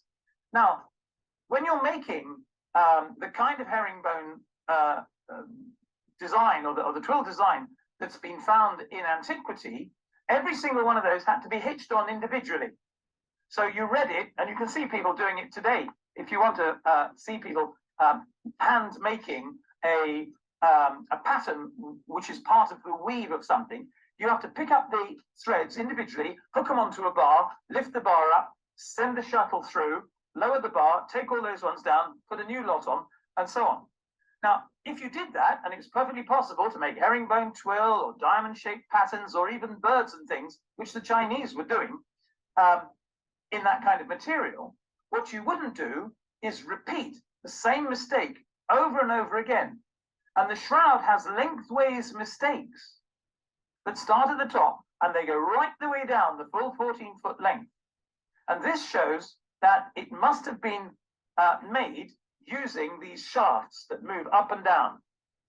And they are much more likely. I have heard somebody saying that this was possible to be done with a warp-weighted loom, which was around in the 1st century, but it's much more likely to have been done using a treadle loom, which is the one where you press a bar and the shafts, you press a bar with your foot and the shafts move up and down, lifting up the correct warp threads. That's all terribly complicated, and again, it's Okay, all so that's it. discussed in detail. Yes. Okay. So I've included that blog. So that's it for that little part there. So yeah, that's the type 2 error that Hugh Ferry was talking about. And this suggests that he says it's more likely that it was from a treadle loom rather than a warp-weighted loom to explain these errors. Well, why is that? Well, how does Hugh know that? And basically, he asked a professional weaver named Antoinette Moretti Olson, and I'm going to include in my blog her paper, a PDF of her paper, her findings when she did this, and she actually used a warp weighted loom and practiced and did 2 experiments to try and do this. But Hugh emailed her and said, look, if you had a piece of cloth as described and looked at it closely, he gave a description fitting the Shroud of Turin, could you tell if it was made by a warp weighted or a treadle loom? Or would there be no difference? Now, Olson did her 2 experiments, and she listed a total of about 14 clues as to the differences between a warp-weighted versus treatle loom that she would get. And I'll just show that very quickly. So hang on one second. So let me go to, come on, get out of here. I'm going to just show you what that looks like. Again, this will be on my blog. But here's the paper. The Shroud of Turin and the extra sheds of warping threads. How hard can it be to set up a 3-to-1 chevron twill herringbone on a warp-weighted loom? Again, the warp-weighted loom is the one that dates to the 1st century. So in her results, look, in her discussion, she gives about 14 differences between the warp-weighted cloth versus ones that were produced by a treatle loom, reproducing these errors in it. And her final conclusion, as we see, is yes, you can tell the difference on a warp-weighted or treatle loom because there are several clues to look for. I showed you the 14 she lists. She goes on, in her conclusion, the weave of the cloth of Turin is a 3-to-1 twill striped in the herringbone pattern, according to Joe Nickel. It is a 3-to-1 chevron twill herringbone pattern, which means that the weft goes over 3 single warping threads and under 1 single warping thread. It means that the Shroud of Turin is a single weave cloth. When I, Olson, wove the plain 3-to-1 chevron twill on her warp-weighted loom, the weft passed over 6 single warping threads, 3 double warping threads, that means, and under 2 single warping threads. So she doubled the warping threads. And because of that, since the shed rod and the heel rod are not threaded opposite to each other, she says that she got 1 extra shed in the weave while weaving this 3-to-1 twill. Essentially, she was weaving a double weave. So she concludes her paper, quote unquote, my test results as I have described them in this article tells me that the Shroud of Turin cannot have been woven on a warp-weighted loom. The Shroud of Turin must have been woven on a treatle loom. Now, here's the problem here, because if I've done my research on the Pro Shroud side, there isn't really a good response to this Shroud skeptical objection, basically. And that's unfortunate. So this is an area of improvement that's needed on the Pro Shroud side. We need more people to do some experiments or to look into this. I asked Hugh Ferry, like, were there any other types of 4-shaft looms that could have been available in the 1st century that could reproduce these errors, or is it literally just the treatle loom or this? And Hugh Ferry confer, again, he's a Shroud skeptic, so take it with a grain of salt and stuff. But according to him, and I trust him, I think that he said that these are the only 2 capable of reproducing these lengthwise type 2 errors that are found on the Shroud of Turin. Now, again, I believe Hugh Ferry. I trust him. I don't think he would purposefully lie. That said, he is a Shroud skeptic, so he has a bias. Sometimes he's got a selection bias and stuff like that.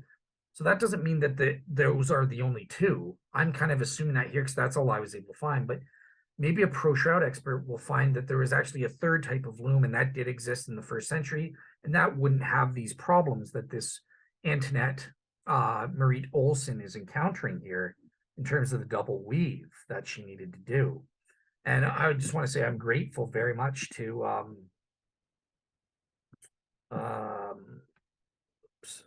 where is it?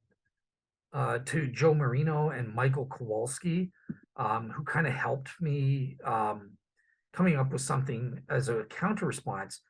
But they tried their best to help me, and Mike is checking with a museum in his area to kind of get more answers towards this. So he's consulting some textile experts, and I'll keep you up to date on that if I hear anything. He's actually going to be on my show as a guest on Shroud Wars sometime in March to talk about his expertise on the invisible reweave and carbon-14 dating and that sort of thing. So hopefully they'll get back to me. So as you can see here, my goodness, this is a huge success for the Shroud skeptic.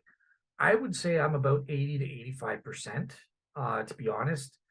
At most, 85% is where I'm seriously at.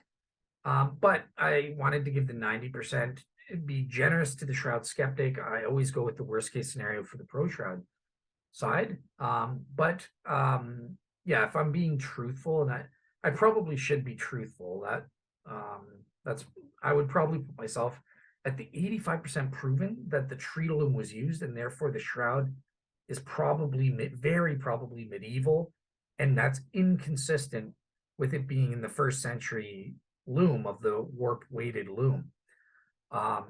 So this is a significant blow. Like I said, pro shroud experts, we need to work on this, answering this objection better, because I wasn't able to find it, and like the pro shroud experts I consulted didn't have a ready response to this. So this is something that we need to work on. Or it could just be, I believe there's probably an answer to this, but I was unable to find it. So this is why I give it the 80 to 90%.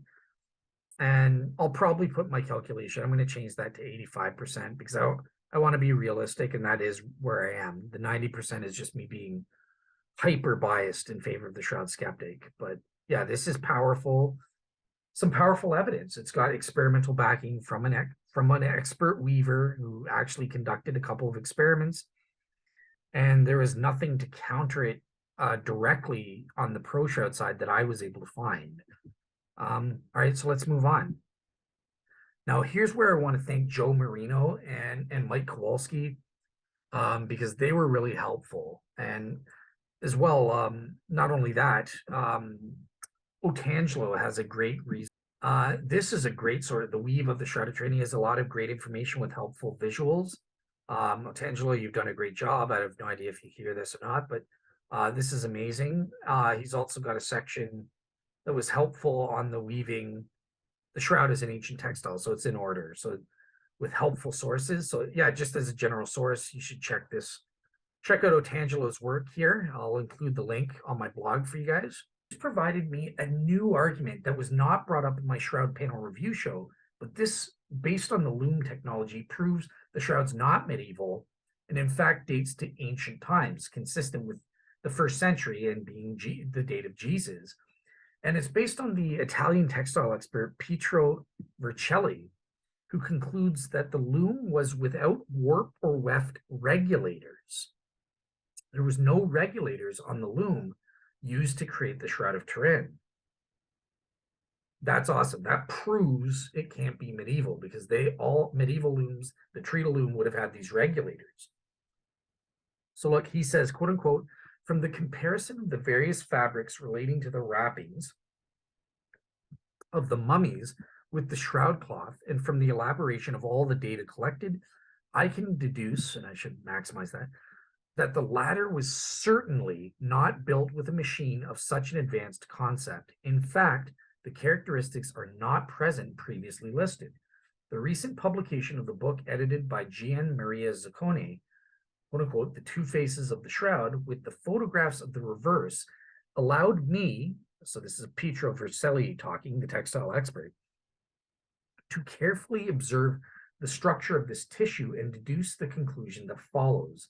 The shroud fabric was built on a very rudimentary loom and primitive, without any warp or weft regulators, and above all, without a single comb that embraces the entire height of the fabric.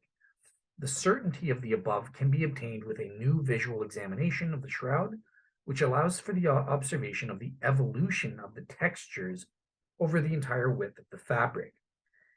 He concludes news about the textile machines in use in the Roman period of Augustus could also be very useful in completing this study and give us some certainties on the age of the shroud fabric. And this is the project of his future research. So he's saying some future confirmation is needed here. It's not as strong as the shroud skeptics argument from the weaving defects, but this is pretty powerful from a textile expert.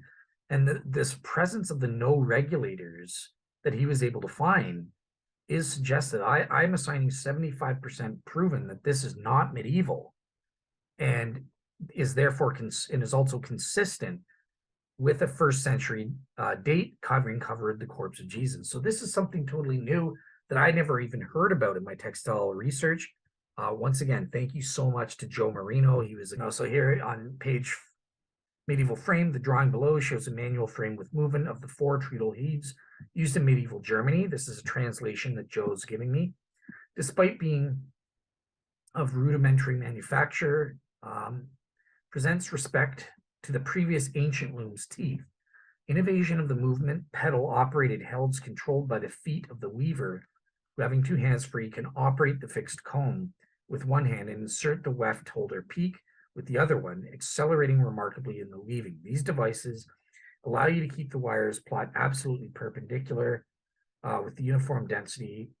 The teeth of the comb work, therefore, as a position regulator, and this was not present on the Shroud of Turin's loom. Whatever loom made it did not have the teeth of the comb working as a position regulator, according to this textile expert.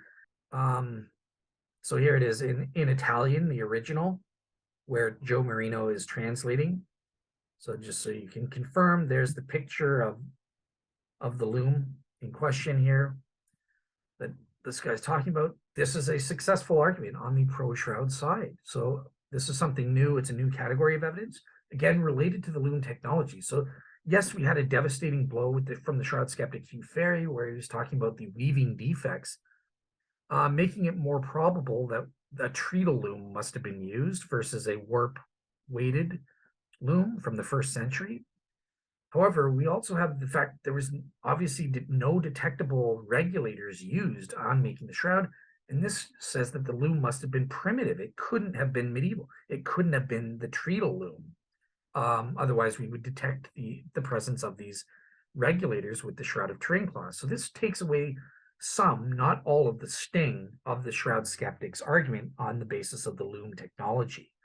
So we'll have to factor that all into the Bayes theorem when we get my final total calculation for the textile evidence. But before we get to that, we have one final category of textile evidence on the pro-shroud side that I was able to discover, and I briefly presented it on the show, but didn't really get to defend it. Hugh responded to it, but that was about it. So yeah, we'll move into that. Actually, just as a correction, I'm gonna share my screen. I'm gonna delete some parts of the video where I was showing my email, because I realized I was showing private information, private emails and stuff. So I'm gonna have to take out the video on that part. But here's the part where I was showing you from Joe Marino, I read the conclusion. This is in the original Italian from the textile expert giving his argument from the no regulators. So if you can read Italian, you can read this. So here it is. And there's the conclusion. There's the picture of the loom with the regulators from Germany.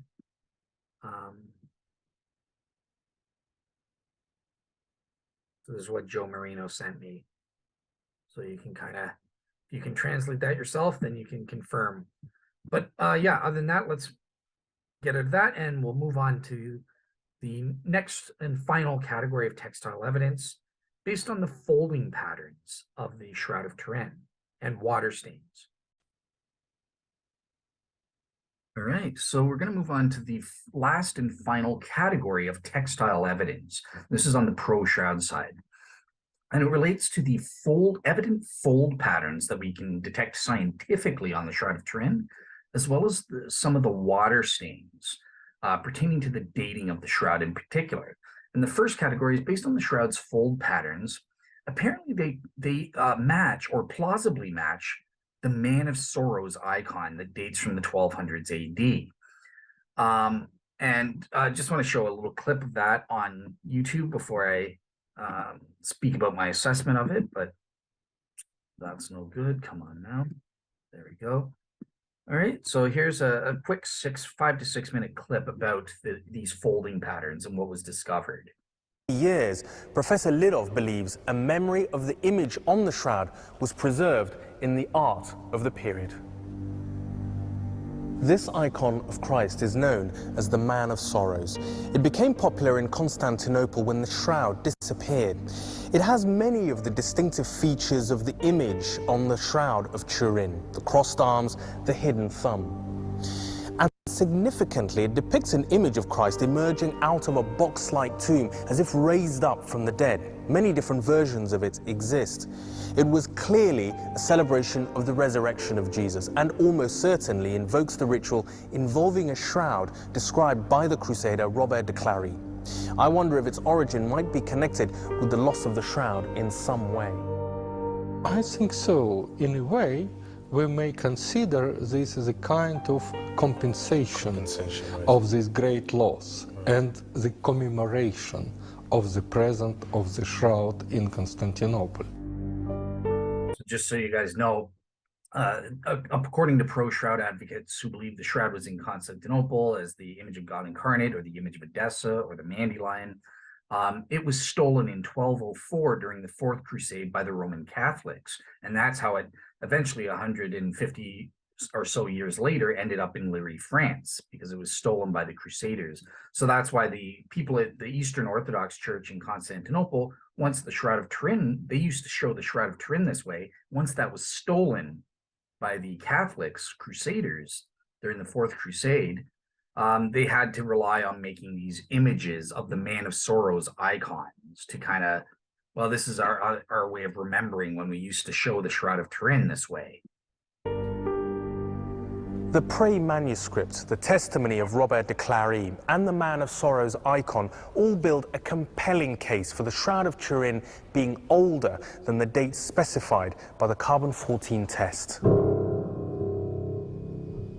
It's a controversial claim, but it seems to be supported by an intriguing series of features, now clearly revealed by high-definition images of the shroud. When lit from the side, the shroud image all but disappears, and from the shadows emerges another dimension, the cloth's accumulated folds. Watch again what happens when the lighting changes. Notice the horizontal creases the whole width of the cloth. Linen has a kind of memory. It creases, and if it's kept folded for long periods, these creases become permanent and a record of how the cloth has been kept. According to Dr. Jackson, it's data that can be used forensically to link the Man of Sorrows icon to the shrouds of Turin and Constantinople.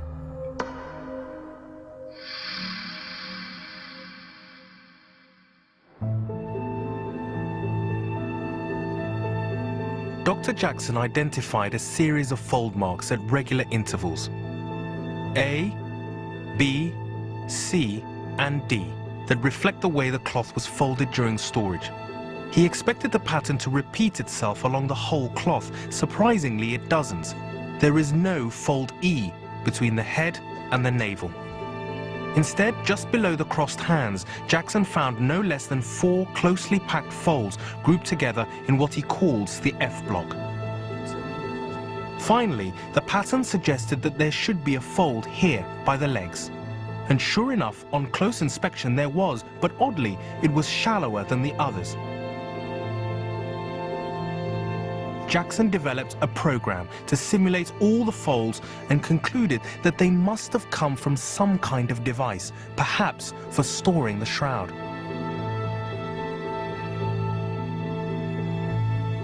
Jackson looked for clues in the Man of Sorrows icon. Not only did it depict the one area of the shroud that was free of fold marks, but it was invariably shown as something coming out of a box. Perhaps the device that had formed the folds also displayed the shroud in the way described by the Crusader Robert de Clary.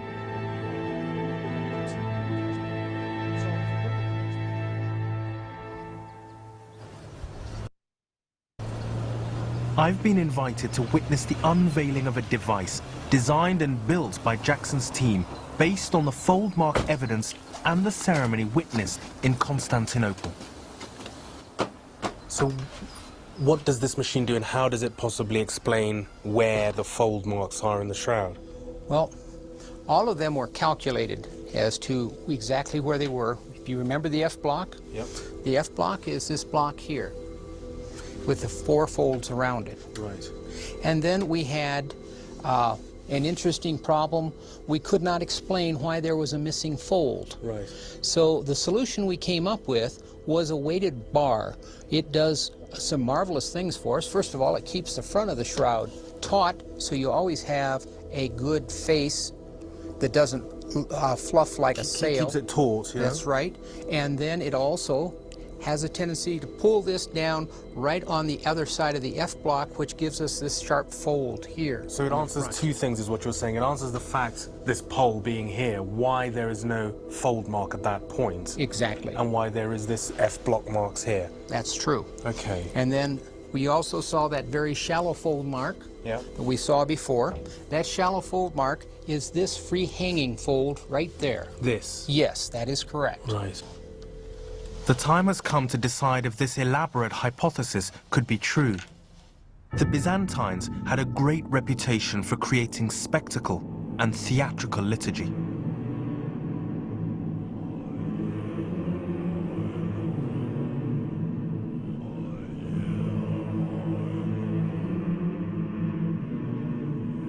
Could this be the image of Christ that was raised up every Friday that Robert de Clary saw in Constantinople?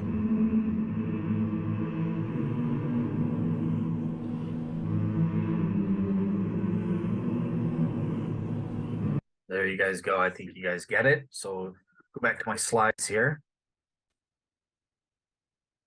All right, so as you can see, here's some more from Wikipedia about the Man of Sorrows icon, depicting Jesus from the waist up, just like what is seemingly matches the Shroud of Turin's fold patterns here on this postulated Byzantine device, and matches Robert de Clary's description of the Man of Sorrows icon raising up type thing. So obviously with the Man of Sorrows icon, the problem here is that it dates after 1204 all the way up to the 1430s. So, I mean, the Shroud of Turin may be associated with the Man of Sorrows icon, but it came about in 1250 or 1350 or any time in between. And because of that, I don't think we can use these fold patterns to date the shroud to not being medieval, or not being in the 1350s or anything like that. So therefore, we just ignore this evidence. It's a failure either way, but it is interesting and perhaps supporting evidence or circumstantial evidence that is interesting. The last part of evidence is based on the water stains and essentially the distribution of the large water stains, because it's been scientifically proven by scientists and credible pro-shroud scientists who studied the shroud's water stains in conjunction with the fold patterns, is that certain water stains, the large ones, were formed at a different time and place than other smaller water stains, and of course water stains from the 1532 fire. And what they've discovered is that the distribution of the large water stains over the linen can be divided into numbered sections 1 to 7, and then designated crosswise by the letters A, B, and C.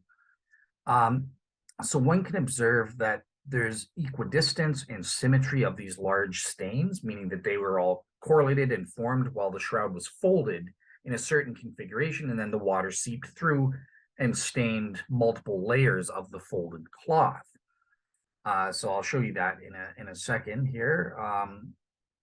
They say some pro-shroud experts here were saying that they were surprised to note that these large watermarks do not relate in any way to the folds referred to above, nor with the series of smaller watermarks. And let me just show you now what that kind of looks like in a couple of interesting papers here from 2002 and 2005, and I'll include these on my blog for free.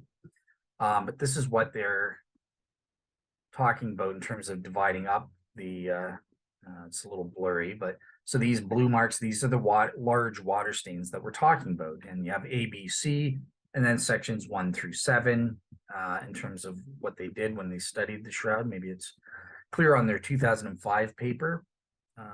Yeah, I think it's a little bit better here. I'll use the 2005 paper. So here's those water stains, and again,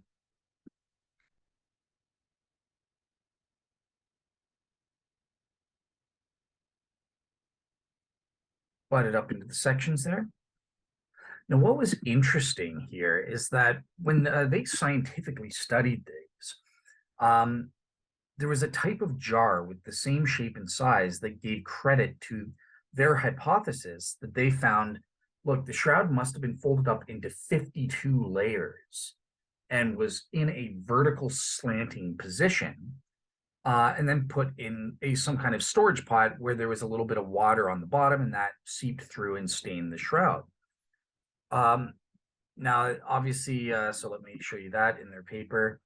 And again, just so you know who we're talking about here. So we're talking about Eldu Gureshi and Michelle Salcido, who presented their findings in 2002, and as well at a conference in 2005. But let me just show you give you an image of the pot.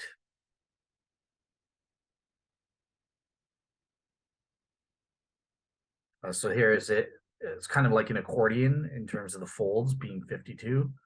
And it was stored in vertical. There was a little bit of water in the bottom, and that stained through the shroud. You can see how it stained through as it was. And they postulated it must have been in some kind of pot, vertically aligned and held like this, where there was a little bit of water in the bottom, and that soaked through and stained the shroud. So, okay, so what did they conclude then? Well, what type of pot was it? And this is where they investigated certain pots from the Israeli Authority for Antiquities, or the IAA.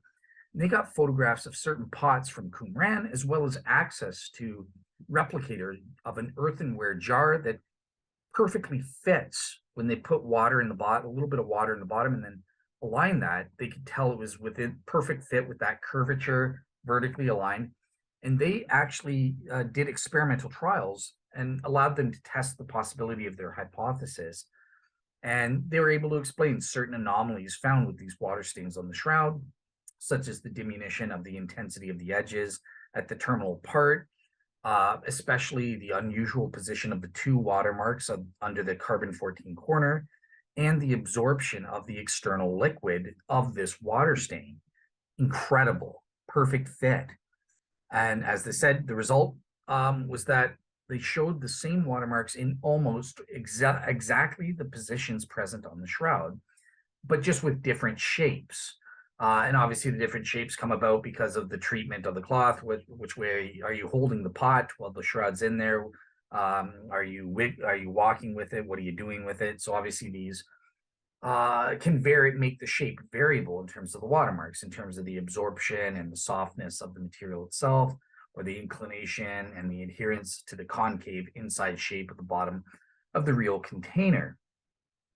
And this is amazing. So this fits an ancient Jewish storage pot that we're seeing here, and doesn't fit other pots from the medieval period and that sort of thing. So this is incredible. This would prove the shroud's not medieval and is in fact dating from the ancient times, back consistent with Jesus' day in the 1st century AD. Well, hold on there. The shroud skeptic Hugh Ferry has a little bit of a counter, and I asked him about this evidence.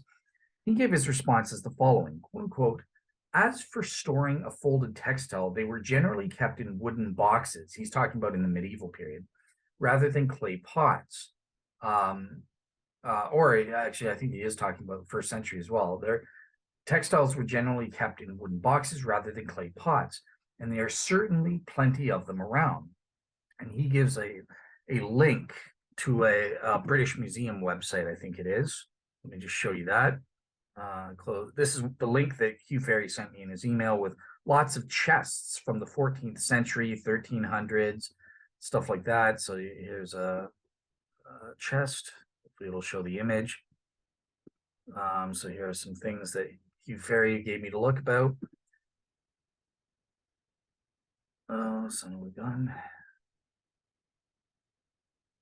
So here are the types of chests that in the medieval period shrouds would have been kept in. So here he is backing me up that this thing's probably not medieval in a way, because it probably, if it was medieval, it wouldn't have been stored in a concave jar or surface probably. And if it was, then the water's put in a chest, the water stains wouldn't match up. But going back to Hugh Ferry here, he continues and he says, "Water could no doubt have seeped into any of these chests, or sometimes they were also stored in bags. The idea that the shroud was zigzagged up and stuffed in a clay jar in the 1st century seems a bit disrespectful to me, and is not justified except as a possible way to produce those marks. Other manipulations are equally possible to explain these watermarks." No, I evaluated this and I think he's right. Like, obviously, there are a lot of variables at play, but given chests were used in the medieval period, and look at the medieval pots, these do not fit the earthenware jar from the 1st century from the Israel Antiquities of Authority. If it couldn't, the shroud would be too large with put vertically. So we wouldn't get the watermarks if it was put in any of these kind of earthenware jars from the medieval period. And again, pottery is an excellent way of dating and stuff like that. They do not overlap over the centuries. This was the closest one, but look, it's too small. The shroud would be sticking out. It wouldn't fit in this kind of jar. Instead, it just uniquely fits in this ancient Jewish jar from Qumran from the 1st century, the archaeological site of Qumran. And I find that there's something to this evidence. Now, obviously, the authors themselves admit that further testing was needed back in 2005. The possibility remains hypothetical. They wanted more time, but they said what they did find was significant and sufficiently eloquent. Now, what about the shroud skeptic Hugh Ferry's notion that other manipulations are equally possible? Well, I think this is, it's definitely plausible. And again, given all the variables, we have to be very cautious in using this, but I still think that there's something here. Again, the medieval pots, it doesn't fit a medieval jar. It fits more of the ancient jars.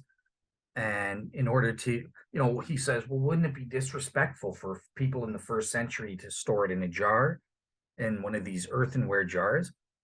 Maybe, but maybe not. I mean, remember the circumstances the early church was under for the first 3 centuries of its existence. Of course, they could have put it in a clay jar. Maybe they had to quickly hide it for one reason or another from the Roman authorities or the Jews who were viciously attacking these innocent Christians and trying to destroy them and anything associated with Christianity. So maybe some extraordinary circumstances came up where, shoot, we don't have time to store it properly. Okay, shove it in a jar and let's get it out of here to protect it. That is historically plausible. I don't think that it's automatically disrespectful to put it in a earthenware jar along the 1st century ones that we have.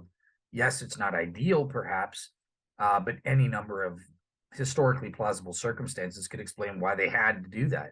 Just like in the same way with Jesus's rush job burial. They rushing to bury him. They didn't do everything ideally or perfectly. They had to get the job done. So I think there's something here. It's weak. I think we've got to be very cautious because of all the variables at play.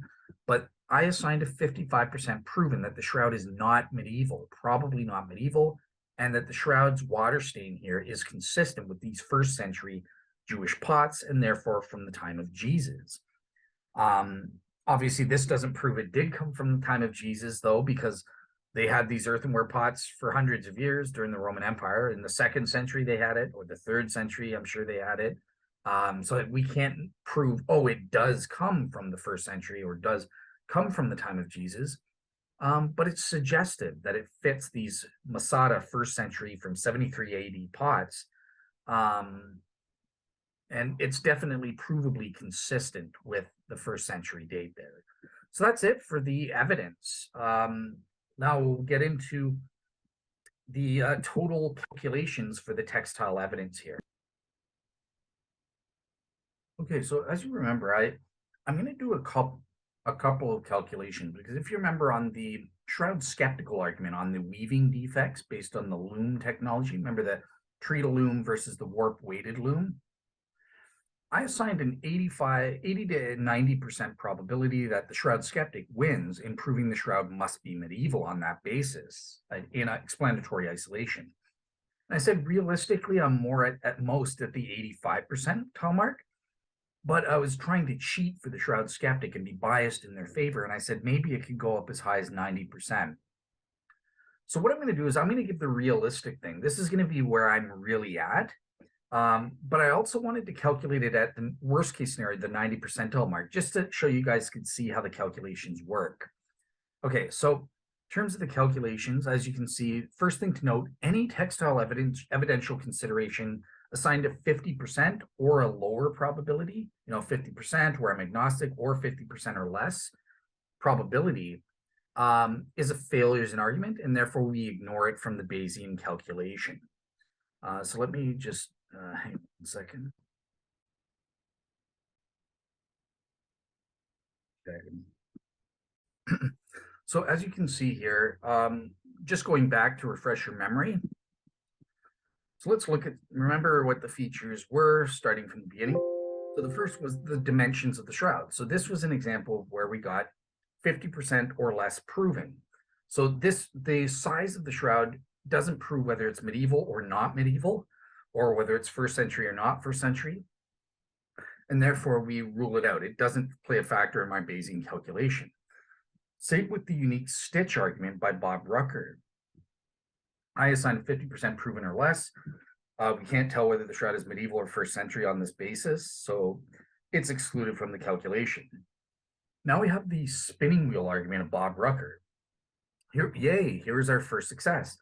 52.5% proven that the shroud is not medieval, predates 1200 AD, and is consistent with a first century date. It doesn't prove it goes back to the first century or belonged to Jesus, but it's consistent with it, and it does prove that it's not medieval in the sense of being from the 1350s or 1300s. So 52.5% is going to go into Bayes' theorem on that pro-shroud evidence. Next, we have the condition or the quality of the cloth, and same thing here. Again, 73.59% proven that the shroud's not medieval and is consistent with the first century date. That goes into our Bayes' theorem calculation.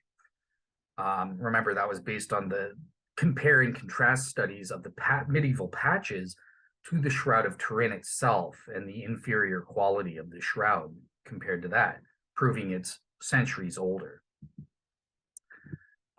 Okay, then we had the cotton but no wool, and we assigned a 50% or less proven to that factor, so this is excluded from Bayes' theorem. Then we had the bleaching of the shroud. Remember, Russ Brault, using Ray Rogers, talked about how the shroud was bleached Hank by Hank from Pliny the Elder. That's ancient times, whereas medieval people bleached it as a whole, and 50% proven here, so I'm agnostic on it, so therefore we exclude this argument from our calculation. The 3-to-1 herringbone twill and Z-twist weave. This was a shroud skeptical argument, proving that the shroud is medieval and or is inconsistent with a first century date at the very least. And I helped out the skeptic with an update and gave them 60% in favor of the shroud skeptic. So when we get to our calculation in Bayes' theorem, to get the total calculation, obviously 60% is against our hypothesis. This is in shroud skeptical terms. We're saying the skeptic is probably correct on this front. So therefore we have to do 100% minus 60%, which proves there's a 40% probability that the shroud is consistent with a first century date and is not medieval, which is what our hypothesis is. So we would plug 40% into Bayes' theorem, not 60% here. The scholarly consensus argument is 50%, so this is ignored. Then we have the major weaving defects. And remember, I assigned here 85% is where I'm really at the worst, but I'm also going to do a second calculation using the 90% as an unrealistic or unreasonable thing that doesn't reflect me, but just to be extra biased for the shroud skeptic and to show you how this one evidential factor could affect the overall calculations. Okay, then we had thanks to Joe Marino, the no regulators argument, proving that the loom technology can't be medieval, but it is consistent with an early first century date, 75% on that front. Success goes into Bayes' theorem at 75%. Then we finally had the fold patterns and water stains. So this is 50% in terms of the fold patterns, but the water stains were successful at 55%. 55 goes into Bayes' theorem. So bada boom, bada bing, here I am plugging in all the factors, textile evidential factors that are above 50%, 51% or more, or 50.01% or more, whatever, 50% plus. All those factors go in. Spinning wheel, quality cloth, herringbone, remember 40%. And remember 15% for the weaving defects. This was the shroud skeptics argument. So if we're assigning 85%, well, 100% minus 85% equals 15% in positive terms. Based on the weaving defects, there's a 15% probability that the shroud is not medieval and is consistent with the first century Jesus date. So that's what we're saying here. 75% for the no regulators, 55, bada boom, bada bing. You can do the maths, and it comes out success. 57.14% proven that the shroud is not medieval and is consistent with the 1st century Jesus date, based on all the successful textile evidential factors combined. This is the total probability. I am 57%, and this is my real number. So this is where it turns out after deconstructing and looking at all of the evidential factors, assigning my subjective probabilities. I am total 57.14% proven that the shroud's not medieval and is consistent with the 1st century date. Now, obviously, nothing in the textile evidence itself can prove that the shroud is in fact from the 1st century or did in fact cover Jesus. I just don't think, we just have to remain 50-50 on that, because none of the evidence is prove that specifically. And so I didn't even bother calculating that hypothesis, because it wouldn't work. It would be less than 50%. There's just nothing that speaks to that, at least on the textile evidence in isolation. You know, obviously we have Giulio Fanti's scientific tests, or we have other ways of connecting the shroud to Jesus based on the images, but that's not a part of the textile argument evidence itself. Okay, now I just wanted to show you how the calculations work. I assigned the unrealistic 90%, helping out the shroud skeptic, to that weaving defects argument. So instead of 100% minus 90 is 10%. So instead of 15% here, where I put 15% for the weaving defects, the only thing that's changed, all the numbers are the same, but I put 10% here, which helps the shroud skeptic. Oops, let's see what comes out when we plug in all the numbers and calculate. Oops, 45.71% proven that the shroud is not medieval and is consistent with the 1st century date. This means it's a failed argument. If we plug in 90% here, if you're 90% or more, you're only going to get 45.71%. And if you're more, it's going to be even lower. So this is, by doing this, just with this 5% change in this one argument, you can see the impact. We dropped from 57 down to 45%. Now, as I said, thankfully, like I said, before I even did the calculations, or you're just going to have to trust me, I didn't know what they would come out to. 85% was about the highest I could go as a realistic thing. Again, even that is kind of cheating and being extremely generous to the shroud skeptic. And I realize I have a bias for the shroud skeptic. I kind of suffer from, I overvalue shroud skeptical evidence. And I think I appropriately assess pro-shroud evidence. I'm maybe slightly undervaluing it a little bit, or hyper critical with it. But for the most part, I think I evaluate the pro-shroud side arguments reasonably. But I do think that I have a bias on the shroud skeptical side. I'm undercritical of their arguments at times. And I think that's kind of showing up in the second round of investigation a bit. Maybe not so much. I do actually think that the weaving defects skeptical argument is pretty good. I definitely would give it an 80%. And so I think that the 85% is slightly leaning in the skeptic's favor in terms of bias. And I go with that because it mitigates against my overall bias where I'm pro-shroud. I want the shroud to be Jesus's, and I believe that. So, you know, that's my overall bias. And I think that's why I kind of, to compensate by that, I kind of I'm less critical of the shroud skeptical arguments. That's kind of what I'm realizing by assigning these subjective probabilities. And there is that trend, whether I'm assessing the Hungarian Prey Codex or whatever. So yeah, that's something I'll need to be mindful of in my third and final round of investigation years from now, when I get back to redoing it and stuff like that. I'll make a mental note of this skeptical bias that I seem to evidently have, where I'm more critical of pro-shroud arguments and a lot more accepting or less critical of the shroud skeptics arguments. All right, cool. So my total at the end of the day, 57.14%. This is where I'm at the moment, that the shroud is not medieval based and is consistent with Jesus's time based on the textile evidence and all the successful evidential factors that we looked at here. So Woohoo! Chalk up another success for the Pro Shroud side, and that's it. All right. Take care, and yeah, have a couple of good Shroud shows in the works for you guys. So wait for that, and have a great week. Bye bye.